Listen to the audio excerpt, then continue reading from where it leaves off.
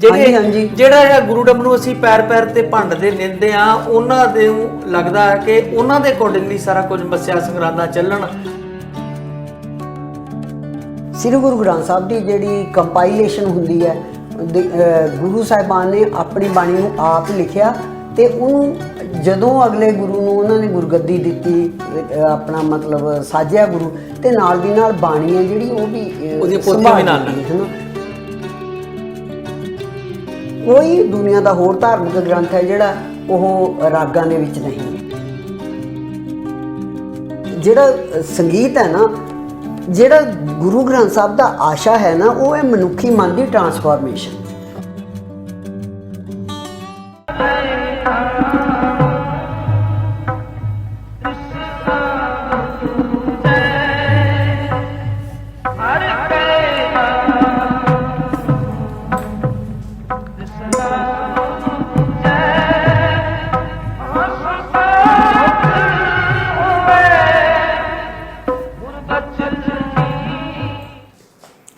ਤੁਸੀਂ ਵੇਖ ਰਹੇ ਹੋ ਟੀਵੀ ਪੰਜਾਬੀ ਦੁਨੀਆ, ਹਫਤਾਵਾਰੀ ਪ੍ਰੋਗਰਾਮ ਧਰਮ ਅਤੇ ਸਮਾਜ ਲੈ ਕੇ ਅਸੀਂ ਤੁਹਾਡੀ ਸੇਵਾ 'ਚ ਹਾਜ਼ਰ ਹੋ ਗਏ ਜੀ।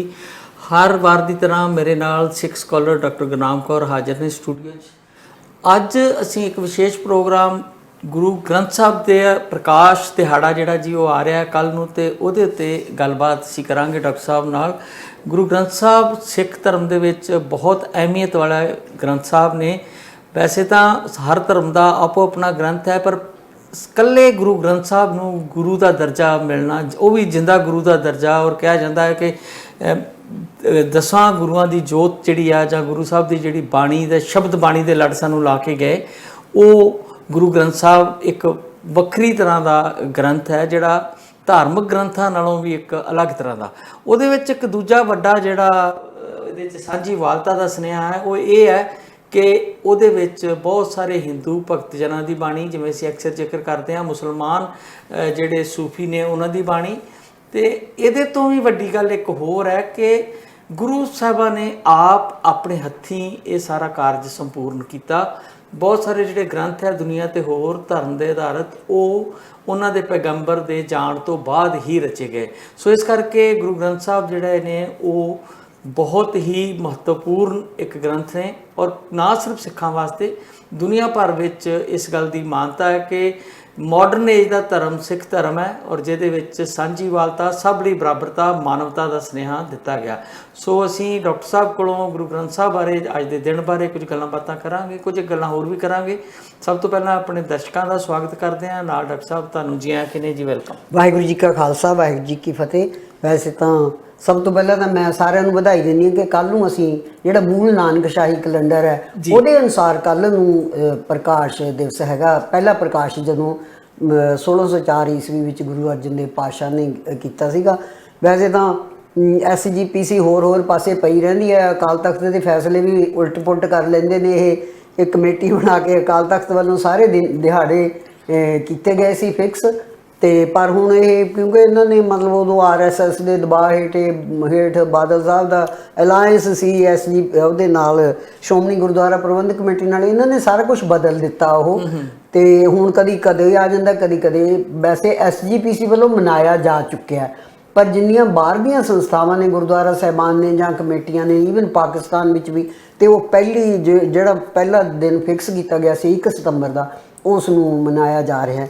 ਤੇ ਸੋ ਉਸ ਕਮੇਟੀ ਵਿੱਚ ਵੀ ਸੀਗੀ, ਤੇ ਮੈਨੂੰ ਤੇ ਮਤਲਬ ਲੱਗਦਾ ਵੀ ਕਿਉਂ ਫੈਸਲਾ ਥੱਲਿਆ ਗਿਆ, ਤੇ ਸਾਨੂੰ ਇਹਦੇ ਹਿਸਾਬ ਨਾਲ ਇਹ ਸਾਡੀ ਚਲੋ ਤਰਾਸਦੀ ਹੈ ਜੀ ਸਿੱਖ ਧਰਮ ਦੀ, ਕਿ ਸਾਡੇ ਜਥੇਦਾਰ ਸਾਹਿਬਾਨ ਜਿਹੜੇ ਆ ਉਹ ਸਿਆਸਤ ਦੇ ਅਧੀਨ ਹੋ ਕੇ ਕੰਮ ਕਰਦੇ ਆ, ਤੇ ਬਹੁਤ ਸਾਰੀਆਂ ਚੀਜ਼ਾਂ ਐਸੀਆਂ ਹੋ ਜਾਂਦੀਆਂ, ਕੁਝ ਐਸੇ ਪ੍ਰੈਸ਼ਰ ਹੋ ਜਾਂਦੇ ਆ, ਕੁਝ ਇਹੋ ਜਿਹੀਆਂ ਸੰਸਥਾਵਾਂ ਦੇ ਪ੍ਰੈਸ਼ਰ ਹੋ ਗਏ, ਸੰਤ ਸਮਾਜ ਦਾ ਪ੍ਰੈਸ਼ਰ ਹੋ ਗਿਆ, ਖਾਸ ਕਰਕੇ ਦਮਦਮੀ ਟਕਸਾਲ ਵਗੈਰਾ, ਜਿਹੜਾ ਗੁਰੂਡਮ ਨੂੰ ਅਸੀਂ ਪੈਰ ਪੈਰ ਤੇ ਭੰਡਦੇ ਨਿੰਦੇ ਆ, ਉਹਨਾਂ ਦੇ ਲੱਗਦਾ ਹੈ ਕਿ ਉਹਨਾਂ ਦੇ ਅਕੋਰਡਿੰਗਲੀ ਸਾਰਾ ਕੁਝ ਮੱਸਿਆ ਸੰਗਰਾਂਦਾਂ ਚੱਲਣ, ਤੇ ਉਹਨਾਂ ਦੀਆਂ ਦੁਕਾਨਾਂ ਵੀ ਚੱਲਦੀਆਂ ਰਹਿਣ। ਬਿਲਕੁਲ।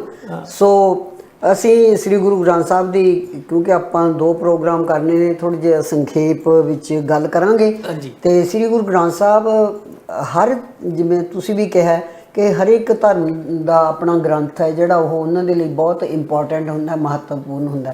ਪਰ ਸ੍ਰੀ ਗੁਰੂ ਗ੍ਰੰਥ ਸਾਹਿਬ ਇੱਕ ਅਜਿਹਾ ਧਾਰਮਿਕ ਗ੍ਰੰਥ ਹੈ ਜਿਹਦੇ ਆਪਣੇ ਵਿਲੱਖਣ ਕੁਛ ਹੈਗੀਆਂ ਨੇ ਵਿਸ਼ੇਸ਼ਤਾਵਾਂ ਨੇ, ਜਿਹੜੀਆਂ ਉਹਨੂੰ ਦੁਨੀਆ ਭਰ ਦੇ ਧਰਮ ਗ੍ਰੰਥਾਂ ਨਾਲੋਂ ਅਲੱਗ ਕਰਦੀਆਂ ਨੇ। ਜਿਵੇਂ ਤੁਸੀਂ ਵੀ ਗੱਲ ਕੀਤੀ ਹੈ, ਦੇਖੋ ਇੱਕ ਤਾਂ ਇਹ ਅਜਿਹਾ ਧਰਮ ਗ੍ਰੰਥ ਹੈ ਵੀ ਜਿਹਨੂੰ ਉਸ ਵੇਲੇ ਦੀ ਬੋਲੀ ਜਾਣ ਵਾਲੀ ਬੋਲੀ ਦੇ ਵਿੱਚ, ਲਿਪੀ ਦੇ ਵਿੱਚ ਲਿਖਿਆ ਗਿਆ ਹੈ ਨਾ, ਤਾਂ ਕਿ ਹਰ ਇੱਕ ਬੰਦਾ ਜਿਹੜਾ ਉਹ ਬਾਣੀ ਤੱਕ ਰਸਾਈ ਕਰ ਸਕੇ।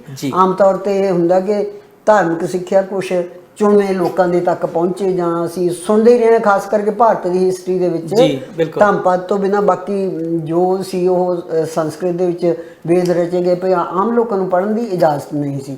ਤੇ ਗੁਰੂ ਸਾਹਿਬਾਨ ਨੇ ਇਹ ਜਿਹੜੀ ਹੈਗੀ ਆ ਮਤਲਬ ਬਾਣੀ ਹੈ ਉਹ ਇੱਥੋਂ ਦੇ ਇਲਾਕੇ ਦੇ ਬੋਲੀ ਜਾਣ ਵਾਲੀ ਬੋਲੀ ਦੇ ਵਿੱਚ ਕੀਤੀ। ਫਿਰ ਤੁਸੀਂ ਦੇਖੋ ਗੁਰੂ ਅੰਗਦ ਦੇਵ ਪਾਤਸ਼ਾਹ ਨੇ ਹੀ ਉਤਾਰੇ ਕਰਾਉਣੇ ਸ਼ੁਰੂ ਕਰ ਦਿੱਤੇ ਸੀਗੇ, ਗੁਰਮੁਖੀ ਸਿਖਾਉਣੀ ਲੋਕਾਂ ਨੂੰ ਸ਼ੁਰੂ ਕਰ ਦਿੱਤੀ ਸੀ, ਤਾਂ ਕਿ ਕਮਜ਼ੋਰ ਤੋਂ ਕਮਜ਼ੋਰ ਬੰਦਾ ਜਿਹੜਾ ਹੈਗਾ ਉਹ ਵੀ ਪੜ੍ਹੇ ਤੇ ਬਾਣੀ ਦੇ ਤੱਕ ਰਸਾਈ ਕਰੇ।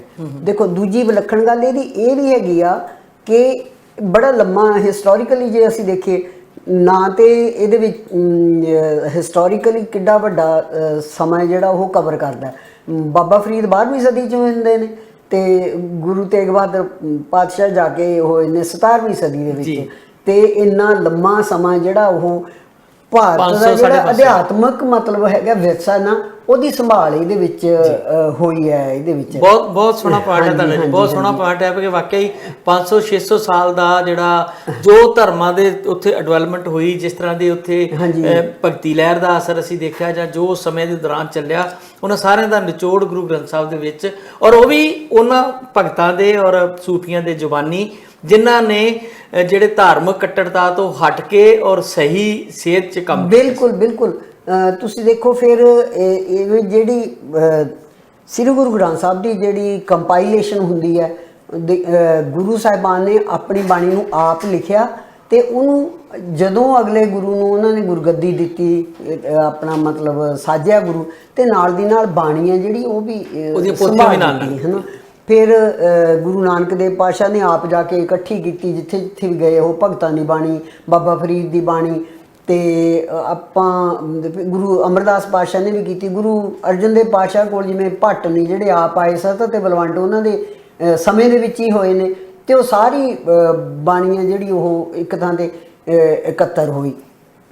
ਅਗਲੀ ਗੱਲ ਇਹ ਹੈ ਕਿ ਆਮ ਧਰਮ ਗ੍ਰੰਥਾਂ ਦੇ ਵਿੱਚ ਆਪਾਂ ਦੇਖੀਏ, ਸਾਰੇ ਧਰਮ ਗ੍ਰੰਥ ਤਾਂ ਜਾਂ ਕੋਈ ਕਿਸੇ ਦੇ ਵਿੱਚ ਇਤਿਹਾਸ ਹੈ ਤੇ ਕਿਸੇ ਵਿੱਚ ਮਿਥਿਹਾਸ ਹੈ, ਕਰਾਮਾਤਾਂ ਨੇ, ਜਾਦੂ ਟੂਣੇ ਨੇ, ਚੌਥਾ ਵੇਦ ਹੈ ਜਿਹੜਾ ਉਹ ਸਾਰਾ ਹੈ ਹੀ ਜਾਦੂ ਟੂਣਿਆਂ ਦੇ ਨਾਲ ਭਰਿਆ ਹੋਇਆ।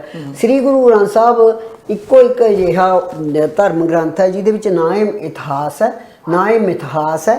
ਇਹਦੇ ਵਿੱਚ ਜਿਹੜਾ ਹੈਗਾ ਨਾ, ਆਪਾਂ ਕਹੀਏ ਅਧਿਆਤਮਕ ਉਥਾਨ ਬੰਦੇ ਦਾ ਕਿਵੇਂ ਹੋਣਾ, ਉਹਨੇ ਅਧਿਆਤਮਿਕ ਤੌਰ ਤੇ ਉੱਚਾ ਕਿਵੇਂ ਹੋਣਾ, ਤੇ ਉਹ ਸਾਰਾ ਬਾਣੀ ਦੇ ਵਿੱਚ ਹੈ ਜਿਹੜਾ ਜ਼ਿਕਰ ਕੀਤਾ ਗਿਆ।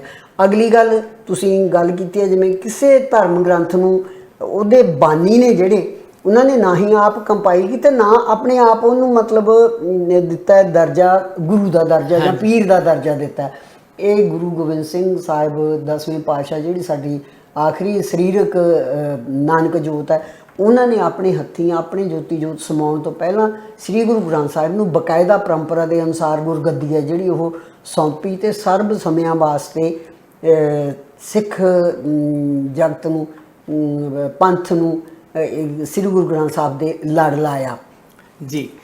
ਡਾਕਟਰ ਸਾਹਿਬ, ਜਿੱਥੋਂ ਤੱਕ ਗੁਰੂ ਗ੍ਰੰਥ ਸਾਹਿਬ ਦੀ ਭਾਸ਼ਾ ਦਾ ਸੰਬੰਧ ਹੈ, ਲਿਪੀ ਤਾਂ ਗੁਰੂ ਸਾਹਿਬ ਨੇ ਗੁਰੂ ਅੰਗਦ ਸਾਹਿਬ ਦੇ ਨਾਂ ਨਾਲ ਜੁੜਦਾ ਹੈ ਕਿ ਉਹਨਾਂ ਨੇ ਲਿਪੀ 'ਚ ਕਾਫੀ ਸੁਧਾਰ ਕੀਤਾ ਸੀ। ਜਿਹੜੀ ਗੁਰਮੁਖੀ ਲਿਪੀ ਆ ਉਹ ਥੋੜੀਆਂ ਕੁਝ ਉਹਨਾਂ ਨੇ ਦੇ ਰੂਪ 'ਚ ਪਹਿਲਾਂ ਸੀ ਕਾਇਮ, ਪਰ ਉਹਨਾਂ ਨੇ ਇਹਨੂੰ ਇੰਪਰੂਵ ਕਰਕੇ ਮਤਲਬ ਜਿਵੇਂ ਆਪਾਂ ਮੰਨਦੇ ਆ ਕਿ ਗੁਰੂ ਸਾਹਿਬ ਇੱਕੋ ਹੀ ਜੋਤ ਸਨ, ਤੇ ਉਹਨਾਂ ਨੂੰ ਭਵਿੱਖ ਬਾਰੇ ਪਤਾ ਸੀ ਕਿ ਅੱਗੇ ਚੱਲ ਕੇ ਇੱਕ ਗ੍ਰੰਥ ਦੀ ਐਸੀ ਰਚਨਾ ਹੋਣੀ ਆ, ਜਿਹਦੇ ਲਈ ਉਹਨਾਂ ਨੇ ਉਹਦੀ ਲਿਪੀ ਦੀਆਂ ਵੀ ਜਿਹੜੀਆਂ ਸੁਰਾਂ ਜਿਹੜੀਆਂ ਚੀਜ਼ਾਂ ਸੀ ਉਹਨਾਂ ਨੂੰ ਸੋਧ ਲਿਆ ਸੀ ਪਹਿਲਾਂ ਹੀ। ਮਤਲਬ ਇੱਕ ਲਗਾਤਾਰਤਾ ਤੋਂ ਨਿਕਲਦੀ ਹੋਈ ਚੀਜ਼, ਜਿੱਦਾਂ ਤੁਸੀਂ ਅਕਸਰ ਦੱਸਦੇ ਹੋ, ਉਹ ਇੱਥੋਂ ਵੀ ਸਾਬਤ ਹੁੰਦੀ ਆ। ਔਰ ਦੂਜੀ ਗੱਲ ਇਹ ਆ ਕਿ ਜਿਵੇਂ ਉਹਦੀ ਭਾਸ਼ਾ, ਕਿਉਂਕਿ ਵੱਖ-ਵੱਖ ਥਾਵਾਂ ਤੋਂ ਇਲਾਕਾ ਹੀ, ਤੇ ਉਹਨਾਂ ਨੂੰ ਕੁਝ ਲੋਕ ਸਾਧ ਭਾਸ਼ਾ ਕਹਿੰਦੇ ਆ, ਕੁਝ ਅਲੱਗ, ਪਰ ਉਹਨੂੰ ਲਿਪੀ ਪੰਜਾਬੀ 'ਚ ਕਰਕੇ ਜਿਹੜੀ ਆਸਾਨੀ ਨਾਲ ਸਮਝ ਆ ਜਾਂਦੀ ਆ। ਬਿਲਕੁਲ। ਤੇ ਫਿਰ ਤੁਸੀਂ ਦੇਖੋ ਕੋਈ ਦੁਨੀਆ ਦਾ ਹੋਰ ਧਾਰਮਿਕ ਗ੍ਰੰਥ ਹੈ ਜਿਹੜਾ ਉਹ ਰਾਗਾਂ ਦੇ ਵਿੱਚ ਨਹੀਂ ਹੈ ਜੀ, ਹੈ ਨਾ, ਇਹਨੂੰ ਸੰਗੀਤਬੱਧ ਕੀਤਾ ਗਿਆ। 31 ਰਾਗ ਨੇ ਸ੍ਰੀ ਗੁਰੂ ਗ੍ਰੰਥ ਸਾਹਿਬ ਦੇ, ਜਿਨ੍ਹਾਂ ਦੇ ਵਿੱਚ ਬਾਣੀਆਂ ਜਿਹੜੀ ਉਹ ਰਚੀ ਗਈ ਹੈ ਤੇ ਕੰਪਾਈਲ ਹੋਈ ਹੈ। ਸੋ ਇਹ ਵੀ ਇੱਕ, ਕਿਉਂਕਿ ਜਿਹੜਾ ਸੰਗੀਤ ਹੈ ਨਾ, ਜਿਹੜਾ ਗੁਰੂ ਗ੍ਰੰਥ ਸਾਹਿਬ ਦਾ ਆਸ਼ਾ ਹੈ ਨਾ, ਉਹ ਹੈ ਮਨੁੱਖੀ ਮਨ ਦੀ ਟਰਾਂਸਫਾਰਮੇਸ਼ਨ। ਪਹਿਲਾਂ ਮਨੁੱਖੀ ਮਨ ਦੀ ਟਰਾਂਸਫਾਰਮੇਸ਼ਨ ਹੋਣੀ ਹੈ, ਫਿਰ ਸੁਸਾਇਟੀ ਦੀ ਜਾਂ ਸਮਾਜ ਦੀ ਟਰਾਂਸਫਾਰਮੇਸ਼ਨ ਹੋਣੀ ਹੈ। ਤੇ ਉਹ ਸੰਗੀਤ ਹੈ ਜਿਹੜਾ ਉਹ ਸਭ ਤੋਂ ਵੱਧ ਮਨੁੱਖ ਦੇ ਮਨ ਦੇ ਉੱਤੇ ਆਪਣਾ ਅਸਰ ਕਰਦਾ ਹੈ। ਇਸੇ ਕਰਕੇ ਬਾਣੀ ਨੂੰ ਗਾਉਣ ਦਾ, ਸੁਣਨ ਦਾ, ਉਹਦੇ 'ਤੇ ਮਨਨ ਕਰਨ ਦਾ ਆਦੇਸ਼ ਦਿੱਤਾ ਹੋਇਆ। ਇਹਦੇ ਵਿੱਚ ਹੁਣ ਸ੍ਰੀ ਗੁਰੂ ਗ੍ਰੰਥ ਸਾਹਿਬ ਦੀ ਜਿਹੜੀ ਬਾਣੀ ਹੈ ਉਹਦੇ ਵਿੱਚ ਸੰਤਾਂ ਦੇ ਭਗਤਾਂ ਦੇ, ਉਹ ਜਿਹੜਾ ਉਹਨਾਂ ਨੂੰ ਆਪਣੇ ਮਤਲਬ ਭਗਤੀ ਦੇ ਪਲਾਂ ਦੇ ਵਿੱਚ ਸੱਤ ਦਾ ਜੋ ਅਨੁਭਵ ਹੋਇਆ ਉਸ ਨੂੰ ਉਹਨਾਂ ਨੇ ਆਪਣੀ ਬੋਲੀ ਦੇ ਵਿੱਚ ਪ੍ਰਗਟ ਕੀਤਾ ਹੈ ਨਾ। ਇਸੇ ਕਰਕੇ ਬਾਣੀ ਨੂੰ ਤੁਰਕੀ ਬਾਣੀ ਆਏ ਜਿਨ ਸਗਲੀ ਚਿੰਤ ਮਟਾਈ ਕਿਹਾ ਹੋਇਆ। ਭਗਤ ਕਬੀਰ ਕਹਿੰਦੇ ਨੇ ਲੋਕ ਕਹਿਣ ਇਹ ਗੀਤ ਹੈ, ਇਹ ਤੋਂ ਬ੍ਰਹਮ ਵਿਚਾਰ, ਮਤਲਬ ਇਹ ਗੀਤ ਨਹੀਂ ਹੈ, ਇਹ ਬ੍ਰਹਮ ਵਿਚਾਰ ਹੈ ਇਹ। ਤੇ ਇਹੀ ਜਿਹੜਾ ਬ੍ਰਹਮ ਵਿਚਾਰ ਹੈ ਇਹ ਸਾਨੂੰ ਆਪਣਾ ਮਤਲਬ ਜਾਂ ਬਾਣੀ ਹੈ ਜਿਹੜੀ ਮਨੁੱਖ ਨੂੰ ਆਪਣੇ ਆਪੇ ਦੇ ਨਾਲ ਸਟਰਗਲ ਕਰਨਾ ਸਿਖਾਉਂਦੀ ਹੈ। ਆਪਣੇ ਆਪੇ ਨਾਲ ਲੜਾਈ ਹੈ ਉਹ। ਆਪਣੇ ਆਪੇ ਨਾਲ ਲੜਾਈ ਕੀ ਹੈ? ਹਉਮੈ ਜਿਹੜੀ, ਉਹਨੂੰ ਅੰਦਰੋਂ ਦੂਰ ਕਰਨਾ। ਤੇ ਇਹ ਹਉਮੈ ਨੂੰ ਦੂਰ ਕਰਕੇ ਇਹ ਨਹੀਂ ਹੈ ਕਿ ਮਨੁੱਖ ਨੇ ਆਈਸੋਲੇਟ ਹੋ ਕੇ ਬੈਠ ਜਾਣਾ, ਉਹਨੇ ਬਈ ਠੀਕ ਹੈ ਮਤਲਬ ਮੈਂ ਕਰ ਲਿਆ। ਤੇ ਇਹਦੇ ਰਾਹੀਂ ਕਾਮ ਕਰੋ, ਲੋਭ ਮੋਹ ਹੰਕਾਰ ਵਿਕਾਰ ਨੇ ਜਿਹੜੇ ਉਹਨਾਂ ਨੂੰ ਦੂਰ ਕਰ, ਪਰ ਇਹਨਾਂ ਨੂੰ ਸੁਸਾਇਟੀ ਦੇ ਵਿੱਚੋਂ ਵੀ ਕਰਨਾ ਹੈ। ਇਸੇ ਉਹਦਾ ਹੀ ਫਿਰ ਇਹ ਤੁਸੀਂ ਬਾਣੀ ਦੇ ਵਿੱਚ ਹੀ ਸ੍ਰੀ ਗੁਰੂ ਗ੍ਰੰਥ ਸਾਹਿਬ ਦੀ ਥਾਂ ਥਾਂ ਸੰਗਤ ਦੀ ਗੱਲ ਕੀਤੀ ਗਈ ਹੈ ਕਿ ਜਿਵੇਂ ਹੁਣ ਗੁਰੂ ਅਰਜਨ ਦੇਵ ਪਾਤਸ਼ਾਹ ਵੀ ਕਹਿੰਦੇ ਨੇ ਵੀ ਹੋਂ ਗੋਸਾਈ ਕਾ ਪਹਿਲਵਾਨੜਾ ਮੈਂ ਗੁਰਮਿਲ ਉੱਚ ਦਮਾਲੜਾ ਸਭ ਹੋਈ ਛਿੰਝੇ ਇਕੱਠਿਆ ਦੋਏ ਬੈਠਾ ਵੇਖਾ ਆਪ ਜੀ ਵਾਤ ਵੱਜਣ ਟਮਕ ਭੇਰੀਆਂ ਮਲ ਲੱਥੇ ਲੈਂਦੇ ਫੇਰੀਆਂ ਨਿਹੱਤੇ ਪੰਜ ਜਵਾਨ ਮੈਂ ਗੁਰੂ ਥਾਪੀ ਦਿੱਤੀ ਠੰਡ ਕੰਡ ਜੀਓ। ਗੁਰੂ ਦੀ ਥਾਪਨਾ ਦੇ ਨਾਲ ਮੈਂ ਜਿਹੜੇ ਪੰਜ ਕਾਮ ਕ੍ਰੋਧ ਲੋਭ ਮੋਹ ਹੰਕਾਰ ਨੇ ਇਹਨਾਂ ਨੂੰ ਮੈਂ ਕਾਬੂ ਦੇ ਵਿੱਚ ਕਰ ਲਿਆ। ਤੇ ਉਹਦਾ ਨਤੀਜਾ ਫਿਰ ਕਿਹਦੇ ਵਿੱਚ ਨਿਕਲਣਾ? ਗੁਰਮੁਖ ਲਾਹਾ ਲੈ ਗਏ ਮਨਮੁਖ ਚੱਲੇ ਮੂਲ ਗਵਾਏ ਜੀ। ਇਹਦੇ ਵਿੱਚ ਇਹਦਾ ਲਾਹਾ ਹੈ ਜਿਹੜਾ ਉਹ ਨਿਕਲਦਾ। ਤੇ ਗੁਰੂ ਨਾਨਕ ਸਾਹਿਬ ਨੇ ਇਸ ਨੂੰ ਪ੍ਰੇਮ ਦਾ ਖੇਲ ਕਿਹਾ ਵੀ ਜੋ ਤੋ ਪ੍ਰੇਮ ਖੇਲਣ ਕਾ ਚਾਓ ਸਿਰ ਤਲੀ ਗਲੀ ਮੋਰੀਆਓ ਤੇ ਮਾਰਗ ਪੈਰ ਤੇ ਨਿੱਜੇ ਸਿਰ ਦੀਜੇ ਕਾਣ ਨਾ ਕੀਜਾ।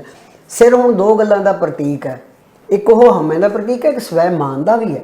ਪਹਿਲਾਂ ਆਪਣੇ ਅੰਦਰੋਂ ਹਉਮੈ ਦੂਰ ਕਰਨੀ ਹੈ ਤੇ ਉਹਨੂੰ ਆਪਣੇ ਆਲੇ ਦੁਆਲੇ ਵਿੱਚੋਂ ਵੀ ਉਸ ਰਾਹ ਦੇ ਉੱਤੇ ਤੋਰਨਾ। ਇਸੇ ਕਰਕੇ ਭਾਈ ਗੁਰਦਾਸ ਨੇ ਨੂੰ ਗੁਰਮਤ ਗਾਡੀ ਰਾਹ ਚਲਾਇਆ ਕਿਹਾ ਗੁਰੂ ਨਾਨਕ ਸਾਹਿਬ ਨੂੰ।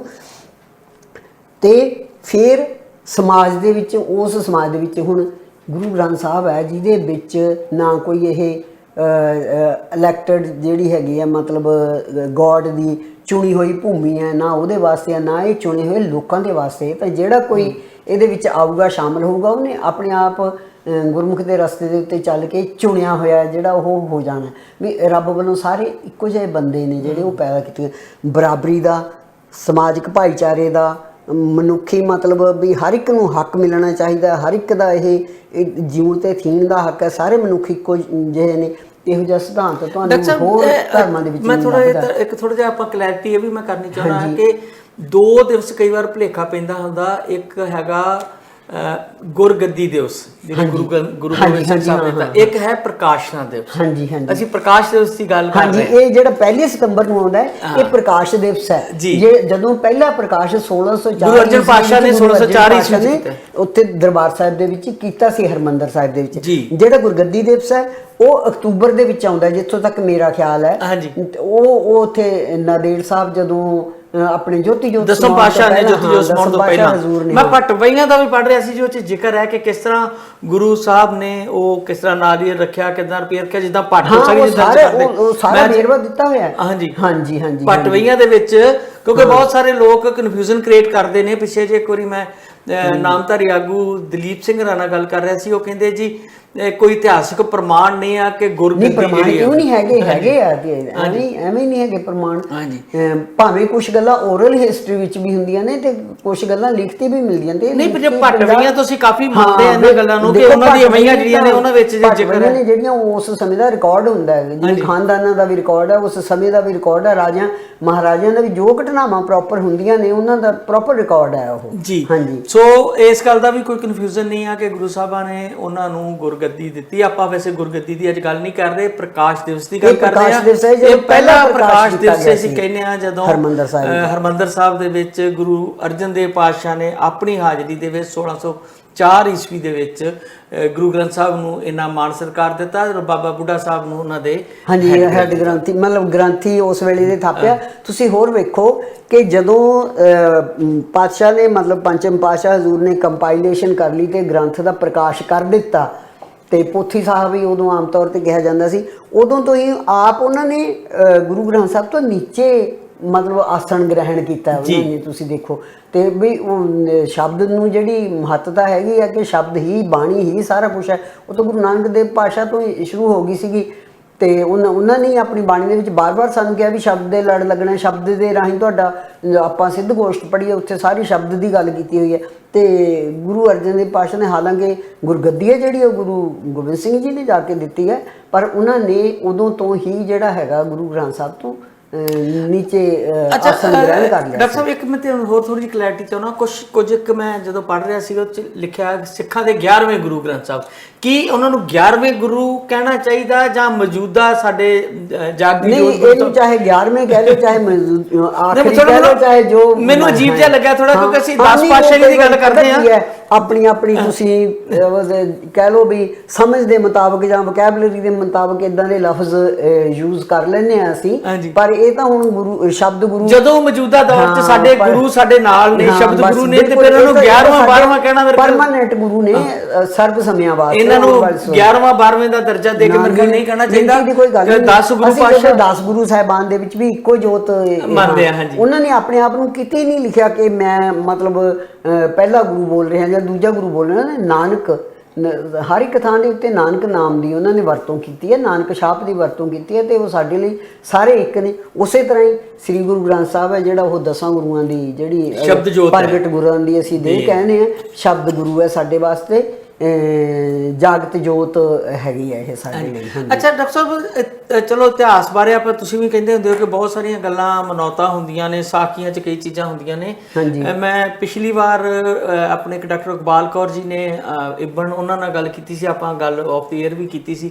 ਉਹਨਾਂ ਨੇ ਮੈਨੂੰ ਕੁਝ ਦ੍ਰਿਸ਼ ਉਸ ਸਮੇਂ ਦੱਸੇ ਸੀਗੇ ਕਿ ਜਦੋਂ ਗੁਰੂ ਸਾਹਿਬ ਨੇ ਪਹਿਲਾ ਵਾਰੀ ਪ੍ਰਕਾਸ਼ ਕੀਤਾ ਤੇ ਕਿਸ ਤਰੀਕੇ ਨਾਲ ਕਿਹੜੀਆਂ ਸੰਗਤਾਂ ਨੂੰ ਬੁਲਾਇਆ, ਸ਼੍ਰੀ ਚੰਦ ਜੀ ਵਿਆਹੇ, ਉਹ ਫਲਾਣੇ ਬੁੰਗੇ 'ਚ ਠਹਿਰੇ, ਇੱਦਾਂ ਦੇ ਕੋਈ ਇਤਿਹਾਸਕ ਪ੍ਰਮਾਣ ਕਿਸ ਤਰ੍ਹਾਂ ਦਾ ਉਹ ਦਿਨ ਹੋਏਗਾ ਜਦੋਂ ਗੁਰੂ ਸਾਹਿਬ ਨੇ ਪ੍ਰਕਾਸ਼ ਕੀਤਾ, ਔਰ ਉਹਦੇ ਬਾਰੇ ਜਦੋਂ ਕੋਈ ਵਿਦਵਾਨ ਗੱਲਾਂ ਕਰਦੇ ਨੇ ਉਹ ਕਿਸ ਤਰ੍ਹਾਂ ਲੱਗਦਾ ਹੋਏਗਾ? ਇੱਕ ਤਾਂ ਮਨੌਤਾਂ ਨੇ ਨਾ, ਆਪਾਂ ਉਧਰ ਨਹੀਂ ਪੈਂਦੇ। ਨਹੀਂ, ਅਸੀਂ ਤਾਂ ਉਹਨੂੰ ਆਪਣਾ ਮਤਲਬ ਇਮੇਜਿਨ ਕਰਕੇ ਦੇਖੀਏ ਕਿ ਜਦੋਂ ਬਾਣੀ ਇੱਕ ਥਾਂ ਇਕੱਤਰ ਹੋ ਗਈ ਹੋਈ ਹੈ, ਕੰਪਾਈਲ ਹੋ ਗਈ ਹੋਈ ਹੈ, ਤੇ ਉਹਦੇ ਵਿੱਚ ਸਾਰੇ ਉਸ ਵੇਲੇ ਦੇ ਜਿਹੜੇ ਹੈਗੇ ਨੇ ਮਤਲਬ ਗੁਰੂ ਵਿਚਾਰਧਾਰਾ ਨਾਲ ਜਿਹਨਾਂ ਦੀ ਵਿਚਾਰਧਾਰਾ ਮਿਲੀ ਹੈ ਉਹ ਵੀ ਸ਼ਾਮਲ ਨੇ, ਜਿਨ੍ਹਾਂ ਨੂੰ ਨੀਵੇਂ ਕਿਹਾ ਜਾਂਦਾ, ਭਗਤ ਰਵਿਦਾਸ ਜਾਂ ਭਗਤ ਕਬੀਰ ਵਰਗੇ ਉਹ ਵੀ ਸ਼ਾਮਲ ਨੇ। ਹਰ ਇੱਕ ਤਰ੍ਹਾਂ ਦੇ ਲੋਕ ਸ਼ਾਮਲ ਨੇ, ਤੇ ਜਿਹੜੀ ਸੰਗਤ ਹੈ ਉਹਦੇ ਵਿੱਚ ਵੀ ਹਰ ਇੱਕ ਤਰ੍ਹਾਂ ਦੇ ਲੋਕ ਸ਼ਾਮਲ ਨੇ। ਸੋਚ ਕੇ ਦੇਖੋ ਕਿਸ ਕਿਸਮ ਦਾ ਨਜ਼ਾਰਾ ਹੋਊਗਾ ਜਦੋਂ ਇੱਕ ਗ੍ਰੰਥ ਦੇ ਰੂਪ ਦੇ ਵਿੱਚ ਸੰਗਤ ਨੂੰ ਮਤਲਬ ਮਿਲ ਗਿਆ ਸਾਰਾ ਕੁਝ।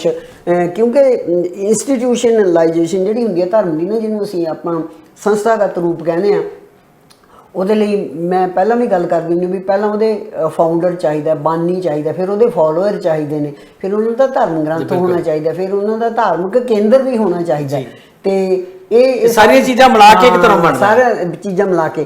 ਤੇ ਜਦੋਂ ਸ੍ਰੀ ਗੁਰੂ ਗ੍ਰੰਥ ਸਾਹਿਬ ਪੋਥੀ ਸਾਹਿਬ ਦੇ ਰੂਪ ਦੇ ਵਿੱਚ ਆ ਜਾਂਦੇ ਨੇ ਤਾਂ ਉਹ ਤਾਂ ਸੋਚਣ ਵਾਲੀ ਤੇ ਇਮੇਜਿਨ ਹੀ ਕੀਤਾ ਜਾ ਸਕਦਾ ਉਹਨੂੰ ਵੀ ਕਿੰਨੀ ਖੁਸ਼ੀ ਹੋਊਗੀ ਕਿ ਸਾਡਾ। ਅੱਛਾ ਨਹੀਂ ਡਾਕਟਰ ਸਾਹਿਬ, ਮੈਂ ਇਹ ਜਾਣਨਾ ਚਾਹੁੰਦਾ ਸੀ ਜਿੱਦਾਂ ਗੁਰੂ ਗੋਬਿੰਦ ਸਿੰਘ ਸਾਹਿਬ ਨੇ ਜਦੋਂ ਗੁਰਗੱਦੀ ਦਿੱਤੀ ਗੁਰੂ ਗ੍ਰੰਥ ਸਾਹਿਬ ਨੂੰ, ਉਹਦੇ ਵਿੱਚ ਭੱਟਵਈਆਂ 'ਚ ਜਿੱਦਾਂ ਜ਼ਿਕਰ ਆ ਕਿ ਗੁਰੂ ਗੋਬਿੰਦ ਸਿੰਘ ਜੀ ਦਾ ਜ਼ਿਕਰ ਕਰਕੇ ਗੁਰੂ ਹਰਗੋਬਿੰਦ ਦਾ ਪੋਤਾ ਫਲਾਣਾ, ਜਿੱਦਾਂ ਭੱਟ ਲਿਖਦੇ ਆ ਪਿੱਛੇ ਤੱਕ ਜਾਂਦੇ ਆ, ਪਰ ਸ਼ਜਰਾ ਨਾਲ ਦੱਸਦੇ ਆ, ਤੇ ਉਹਨਾਂ ਨੇ ਨਾਰੀਅਲ ਰੱਖਿਆ, ਇੰਨੇ ਰੁਪਈਏ ਰੱਖੇ, ਮੱਥਾ ਟੇਕਿਆ, ਪੈਸੇ ਰੱਖ ਕੇ ਪਤਾਸੇ ਰੱਖ ਕੇ। ਇਸ ਤਰ੍ਹਾਂ ਦਾ ਕੋਈ ਵਿਵਰਨ ਭੱਟਾਂ ਦੀਆਂ ਵਈਆਂ 'ਚ ਜਾਂ ਕਿਤੇ ਜਦੋਂ ਪ੍ਰਕਾਸ਼ ਕੀਤਾ ਗਿਆ ਪਹਿਲੀ ਵਾਰ ਗੁਰੂ ਸਾਹਿਬ ਨੇ, ਕੀ ਉਸ ਸਮੇਂ ਵੀ ਗੁਰੂ ਅਰਜਨ ਪਾਤਸ਼ਾਹ ਨੇ ਉਹਨਾਂ ਨੂੰ ਮੱਥਾ ਟੇਕਿਆ, ਨਾਰੀਅਲ ਰੱਖਿਆ ਜਾਂ ਕੁਝ ਕੀਤਾ? ਦੇਖੋ, ਮੱਥਾ ਟੇਕਣ ਦੀ ਗੱਲ ਵੀ ਆਉਂਦੀ ਹੈ, ਚੌਰ ਝੋਲਣ ਦੀ ਗੱਲ ਵੀ ਆਉਂਦੀ ਹੈ। ਅੱਛਾ ਜੀ, ਹਾਂ, ਮੱਥਾ ਜਿਹੜਾ ਇਹ ਨਾਰੀਅਲ ਰੱਖਣਾ ਉਹ ਤਾਂ ਫਿਰ ਗੁਰਗੱਦੀ ਦੀ ਰਸਮ ਹੈ ਨਾ ਜਿਹੜੀ ਗੁਰੂ ਗੋਬਿੰਦ ਸਿੰਘ ਉਹ ਨਹੀਂ, ਮਤਲਬ ਕਿਸ ਤਰੀਕੇ ਨਾਲ ਹੋਇਆਗਾ? ਮੈਂ ਇਹ ਜਾਣਨਾ ਚਾਹੁੰਦਾ ਸੀ ਕਿ ਜਦੋਂ ਉਹਨਾਂ ਦਾ ਪਹਿਲਾ ਪ੍ਰਕਾਸ਼ ਕੀਤਾ ਗੁਰੂ ਗ੍ਰੰਥ ਸਾਹਿਬ ਦਾ,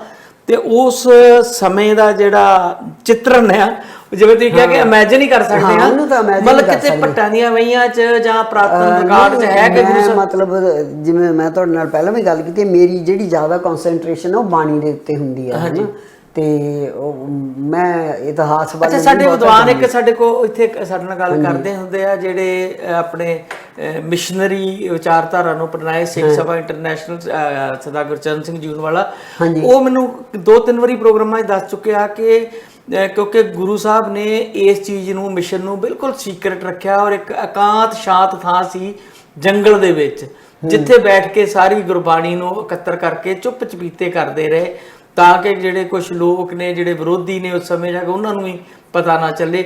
ਇਹ ਚੀਜ਼ਾਂ ਸਿਰਫ ਉਦੋਂ ਹੀ ਉਜਾਗਰ ਕੀਤੀਆਂ ਉਹਨਾਂ ਜਦੋਂ ਪ੍ਰਕਾਸ਼ ਕਰਨਾ ਸੀ। ਦੇਖੋ, ਕੁਝ ਇਦਾਂ ਦੇ ਪ੍ਰਮਾਣ ਵੀ ਹਨ। ਪਹਿਲਾਂ ਮੈਨੂੰ ਦੱਸੋ, ਤੁਸੀਂ ਸਿੱਖ ਧਰਮ ਦੇ ਵਿੱਚ, ਸਿੱਖ ਤੇ ਗੁਰੂ ਦੇ ਵਿੱਚ ਕੁਝ ਵੀ ਸੀਕ੍ਰੇਟ ਨਹੀਂ ਰੱਖਿਆ ਗਿਆ ਹੈਗਾ, ਨਾ ਕੋਈ ਸੀਕ੍ਰੇਟਲੀ ਨਾਮ ਦੇਣਾ, ਨਾ ਕੋਈ, ਜੋ ਕੁਛ ਹੈ ਸਾਰਾ ਕੁਝ ਉਹ ਓਪਨ ਹੈ ਨਾ। ਤੇ ਬਾਣੀ ਨੂੰ ਆਪਾਂ ਜਿਹੜਾ ਇਤਿਹਾਸਕ ਤੌਰ ਤੇ ਪੜ੍ਹਦੇ ਹਾਂ, ਉਹ ਤਾਂ ਇਹੀ ਪੜ੍ਹਦੇ ਹਾਂ ਕਿ ਇੱਕ ਗੁਰੂ ਸਾਹਿਬਾਨ ਵੱਲੋਂ ਦੂਜੇ ਗੁਰੂ ਸਾਹਿਬਾਨ ਨੂੰ ਗੁਰਗੱਦੀ ਦੇ ਨਾਲ ਹੀ ਬਾਣੀ ਵੀ ਸੌਂਪੀ ਜਾਂਦੀ ਹੈ ਨਾਲ ਮਿਲਦੀ ਹੈ। ਹਾਂ, ਤੇ ਗੁਰੂ ਅਰਜਨ ਦੇਵ ਪਾਤਸ਼ਾਹ ਕੋਲ ਸਾਰਾ ਕੁਝ ਸੀ ਉਹਨਾਂ ਕੋਲ, ਤੇ ਉਹਨਾਂ ਨੇ ਬੈਠ ਕੇ ਜਿਹੜਾ ਇਤਿਹਾਸਕ ਤੌਰ ਤੇ ਪੜ੍ਹਦੇ ਆ, ਉਹ ਤਾਂ ਇਹੀ ਪੜ੍ਹਦੇ ਆ ਕਿ ਉਹਨਾਂ ਨੇ ਜਿੱਥੇ ਦਰਬਾਰ ਸਾਹਿਬ ਹੈ, ਸਰੋਵਰ ਹੈ, ਉੱਥੇ ਉਹਨਾਂ ਨੇ ਕੰਢੇ ਦੇ ਉੱਤੇ ਬੈਠ ਕੇ ਉਹ ਸਾਰਾ ਸਰੋਵਰ, ਕਿਉਂਕਿ ਉਹਨਾਂ ਨੇ ਮੈਂ ਸਵਾਲ ਕੀਤਾ ਸੀ ਉਹਨਾਂ ਨੂੰ, ਮੈਂ ਕਿਹਾ ਜਿੱਥੇ ਉਹ ਕਹਿੰਦੇ ਨੇ ਭਾਈ ਗੁਰਦਾਸ ਨੂੰ ਸਾਰਾ ਉਤਾਰਾ ਕਰਵਾਇਆ, ਜਿਹੜੀ ਪਹਿਲੀ ਰੀਡ ਹੈ ਭਾਈ ਗੁਰਦਾਸ ਦੇ ਹੱਥਾਂ ਦੀ ਤਿਆਰ ਹੋਈ ਹੈ। ਤੇ ਗੁਰੂ ਮਹਾਰਾਜ ਉਹਨੂੰ ਮਤਲਬ ਜਿੱਥੇ ਸੁੱਧ ਕੀਚਾ ਲਿਖਿਆ ਹੋਇਆ ਉੱਥੇ ਉਹ ਵੀ ਸਾਰਾ ਕੁਝ ਉੱਥੇ ਦਰਜ ਹੈ। ਨਹੀਂ, ਉਹ ਕਿਤੇ ਸੀਕ੍ਰੇਟ ਪਲੇਸ ਤੇ ਨਹੀਂ ਕੀਤਾ। ਉਹ ਮੈਨੂੰ ਕਹਿੰਦੇ ਸੀ ਕਿ ਜਿਹੜਾ ਤੁਸੀਂ ਜ਼ਿਕਰ ਕਰਦੇ ਹੋ, ਆਮ ਆਪਾਂ ਸੰਗਤਾਂ 'ਚ ਗੱਲ ਜਾਣੀ ਜਾਂਦੀ ਆ ਕਿ ਜਿੱਥੇ ਬੇਰ ਹੈ, ਹਾਂਜੀ, ਬਾਬੇ ਦੀ ਬੇਰ, ਉੱਥੇ 2-3 ਬੇਰ ਮਸ਼ਹੂਰ ਨੇ, ਇੱਕ ਬਾਬਾ ਬੁੱਢਾ ਸਾਹਿਬ ਦੀ ਬੇਰ, ਸਰੋਵਰ ਦੇ ਕੰਢੇ ਤੇ ਬੈਠ ਕੇ ਕੀਤਾ ਉਹਨਾਂ ਨੇ। ਮਤਲਬ ਉਹ ਕਹਿੰਦੇ ਕਿ ਤੁਸੀਂ ਥੋੜਾ ਜਿਹਾ ਕਨਫਿਊਜ਼ ਹੁੰਦੇ ਹੋ, ਥੜਾ ਸਾਹਿਬ ਨਾਲ ਜਿੱਥੇ ਲਿਖਿਆ ਆ ਉਹ ਵੀ ਹੈ ਗੁਰਬਾਣੀ ਮੱਤ ਦੇ ਉਲਟਿਆ ਕਿ 68 ਤੀਰਥਾਂ ਦਾ ਫਲ ਮਿਲਦਾ ਜਿਹੜਾ ਇੱਥੇ ਆ ਕੇ ਦਰਸ਼ਨ ਕਰਦਾ। ਨਹੀਂ, ਪਰ ਉਹ ਕਹਿੰਦੇ ਕਿ ਦੇਖੋ ਉਹ ਲਿਖ ਦਿੰਦੇ ਨੇ, ਪਰ ਗੁਰੂ ਮਹਾਰਾਜ ਕਹਿੰਦੇ ਜਦੋਂ ਤੁਸੀਂ ਨਾਮ ਜਪਦੇ ਹੋ, ਕਿਤੇ ਸੰਗਤ ਦੇ ਵਿੱਚ ਜਾਂਦੇ ਹੋ, ਤੁਹਾਨੂੰ ਕਿਸੇ ਤੀਰਥ ਤੇ ਜਾਣ ਦੀ ਲੋੜ ਨਹੀਂ, ਤੁਹਾਨੂੰ ਆਪਣੇ ਆਪ 68 ਤੀਰਥਾਂ ਦਾ ਜਿਹੜਾ ਮਿਲ ਜਾਂਦਾ, ਕਿਉਂਕਿ ਨਾਮ ਸਿਮਰਨ ਦੇ ਵਿੱਚ ਹੀ ਸਾਰਾ ਕੁਝ ਹੈ। ਇਹ ਤਾਂ ਉਹ ਜੇ ਤੁਸੀਂ ਮਤਲਬ ਅਰਥ ਕਰਨ ਵੇਲੇ ਅਸੀਂ ਗੜਬੜ ਕਰ ਦਿੰਦੇ, ਇਹਦਾ ਮਤਲਬ ਇਹ ਨਹੀਂ ਹੈ ਵੀ 68 ਤੀਰਥਾਂ ਮਿਲ ਜਾਓ, ਕਹਿੰਦੇ ਤੀਰਥਾਂ ਤੇ ਜਾਣ ਦੀ ਲੋੜ ਨਹੀਂ, ਨਾਮ ਹੈ ਜਿਹੜਾ ਉਹੀ, ਉਹ 68 ਤੀਰਥ ਨੇ, ਉਹੀ ਤੀਰਥ। ਯਾਨੀ ਕਿ ਇਹ ਹਵਾਲਾ ਮੰਨਿਆ ਜਾਵੇ ਕਿ ਜਿਹੜਾ ਉਹ ਬੇਰ ਜਿਹਨੂੰ ਕਿਹਾ ਜਾਂਦਾ, ਦੁੱਖ ਭੰਜਣੀ ਬੇਰ ਦੇ ਨੇੜੇ ਜਿਹੜੇ ਥੜਾ ਸਾਹਿਬ ਹੈ, ਜਿੱਥੇ ਬਹਿ ਕੇ ਗੁਰੂ ਸਾਹਿਬ ਸੇਵਾ ਵੀ ਕਰਾਉਂਦੇ ਰਹੇ, ਇਹ ਉਹੀ ਸਥਾਨ ਹੈ, ਇੱਥੇ ਬਹਿ ਕੇ ਹੀ ਸੰਪਾਦਨ ਉਹਨਾਂ ਨੇ ਡਿਕਟੇਟ ਕਰਾਇਆ ਸਾਰਾ ਭਾਈ ਗੁਰਦਾਸ ਜੀ ਨੂੰ। ਤੇ ਭਾਈ ਗੁਰਦਾਸ ਦੇ ਹੱਥਾਂ ਦੀ ਲਿਖੀ ਹੋਈ ਹੈ ਪਹਿਲੀ ਬੀੜ, ਹੈ ਨਾ। ਦੂਜੀ ਭਾਈ ਬੰਨੂ ਦੀ ਮੰਨੀ ਜਾਂਦੀ ਹੈ, ਜਿਹਨੇ ਉਹਨਾਂ ਨੇ ਉਤਾਰਾ ਕੀਤਾ। ਤੇ ਬਾਣੀ ਦਾ ਜਦੋਂ ਉਤਾਰਾ ਕਰਨ ਤੋਂ ਨਹੀਂ ਕਿਸੇ ਨੂੰ ਰੋਕਿਆ, ਤੇ ਉਹ ਸੀਕ੍ਰੇਟ ਵਾਲੀ ਇਹਦੇ ਵਿੱਚ ਕੋਈ ਗੱਲ ਨਹੀਂ। ਜਿਹੜੀ ਆਦ ਬੀੜ ਮੰਨਦੇ ਆ ਕਰਤਾਰਪੁਰ ਸਾਹਿਬ ਵਾਲੀ, ਹਾਂਜੀ, ਉਹ ਜਿਹੜੀ ਤੁਸੀਂ ਕਹਿੰਦੇ ਹੋ, ਉਹ ਉਹਨਾਂ ਦੇ ਹੱਥ ਲਿਖੀ, ਬਿਲਕੁਲ ਭਾਈ ਗੁਰਦਾਸ ਉਹਨਾਂ ਦੇ ਹੱਥ ਭਾਈ ਗੁਰਦਾਸ ਉਹਨਾਂ ਦੇ ਹੱਥ ਦੀ ਲਿਖੀ ਹੋਈ ਹੈ। ਮਤਲਬ ਤੇ ਜੋ ਅੱਜ ਕੱਲ ਅਸੀਂ ਸਾਡੇ ਕੋਲ ਪ੍ਰਾਪਤ ਹੈ ਗੁਰੂ ਗ੍ਰੰਥ ਸਾਹਿਬ ਛਪੇ ਹੋਏ ਰੂਪ ਦੇ ਵਿੱਚ, ਉਹ ਉਸੇ ਬੀੜ ਦਾ ਉਤਾਰਾ, ਕਰਤਾਰਪੁਰੀ ਬੀੜ ਦਾ। ਅੱਛਾ, ਜਦੋਂ ਗੁਰੂ ਸਾਹਿਬ ਦੇ ਚਲੋ ਵਿਚਾਰ ਆਪਾਂ ਇਹ ਵੀ ਕਰਦੇ ਆ, ਉਹ ਪੀੜ ਤਾਂ ਰਹੀ ਕਰਤਾਰਪੁਰ, ਤੇ ਪਹਿਲਾਂ ਉਹਦਾ ਪ੍ਰਕਾਸ਼ ਕੀਤਾ ਸੀ ਦਰਬਾਰ ਸਾਹਿਬ, ਉਹ ਕਰਤਾਰਪੁਰ ਕਿੱਦਾਂ ਪਹੁੰਚ ਗਈ ਜੀ?